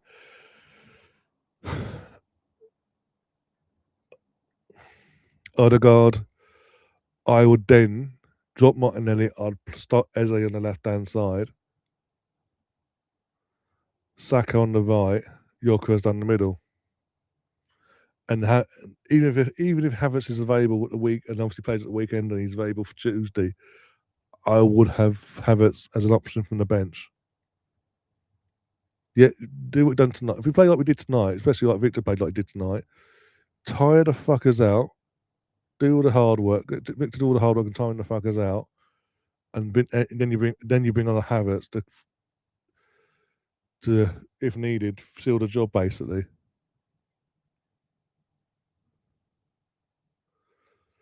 That's a long time for Arsenal to be playing. They'll be knackered. Well, what's a Wednesday? God, next game's 5:30. There will be rotation. Let's be honest. I know it's Fulham and all that at home. We've got a league to fucking win, but there will.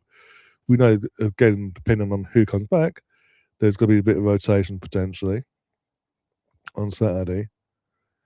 But for me, even on Saturday, I'd go full fucking strength. In terms of what we have available, the strongest team available, strongest team.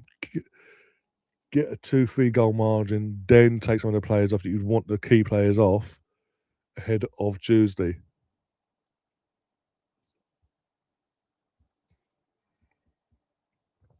No, there's no excuses on that side of things. I'm sorry. We have to win something. I don't want to sacrifice either. Put ourselves in the best possible position to have both. And if we get one of the two, fantastic. 2 out of 2 would be amazing. It's just, I don't know. My one critique of Arteta was bringing Jesus on. As I said, anyone but Jesus, even Max. I know he's a kid and all that, but even he would have come on and offered something else, something other than nothing. Which turned out to be the case with Jesus there. It's gonna be interesting in a few days, but yeah, this is you want to be in these sort of positions. You've got to take the rough with the smooth. Again, taking the referee's BS to one side for a second. This is always going to be this has always been obviously been in Madrid. Always going to be a tough game. He's not even got back to me, the bastard, has he? Even listened to it yet? He's not even listened to it. I'm like, oh, what? You know what? If he gets back to me before between now and the weekend, I'll let you guys know. I'll play it out to you. But yeah, until then, I'm gonna get myself out of here. I'm gonna close that off. But I'm gonna get myself out of here because I've been going for what 3 hours and 16 minutes. How are we doing for numbers? How are we doing for the numbers tonight? Got a couple extras, 1 or 2 extra subs there. Refresh and sort yourself out. Ow. Yeah, not too bad at all. Okay, cool. But yeah, on that note, we're going to get ourselves out of here, as I say. If you haven't already, please hit the like button, share the content around as well. I'll grab a link, share the content around, or share a link to the channel, all that sort of stuff. When this gets rendered by YouTube, when they give the opportunity, you've got any hype stuff this week, if you can hype up the show as well, that'd be massively appreciated as well. However, and if you want to become a member as well, hit the join button. You have your 2 options, month by month basis, and we are looking to add more stuff to the respective memberships as well in terms of membership content and things like that going forward. But until then, take care of yourselves. What day is it today? Wednesday. I don't know if there's a show tomorrow with Liam. I have to reach out to him and find out. I'm not sure.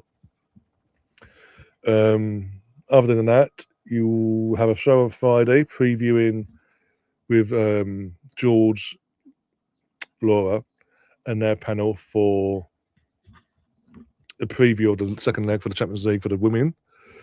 Obviously, in their 2-1 lead, going to Lyon themselves. Previewing that on Friday night, 7 o'clock UK time. So be around for that if you're interested. And then Saturday, the big one, 2 streams, not this one, double 2 games as opposed to 1 Monarchy. 2 different streams, pretty much back to back, all but. First off, 1:30 will be going live for Lyon versus Arsenal, the second leg of the Women's Champions League. Arsenal currently 2-1 up in that, so really don't want to miss that. Really, really don't. Even if you're neutral, come on. History could be made on that side of things again. And then, literally within an hour to 40 minutes from the full-time whistle and us ending that stream, we'll be back again for a 5:30 kickoff between Arsenal and Fulham at the Emirates in the Premier League. In the hunt for the title, as the race for the title continues. See if Arsenal can bag the 3 points, get a couple goals, 2 or 3 goals in that as well, and set ourselves up for obviously not just the last few games in the league as well after that, but also set ourselves up mentally ahead of what is now going to be the biggest game in the club's history at the Emirates, or the club's history in general, next Tuesday in the Champions League second leg for the men. Oh dear. And I may do a neutral one on Sunday if I'm in the mood or not. But until then, take care as always, and up the Arsenal. Come on, you Gunners.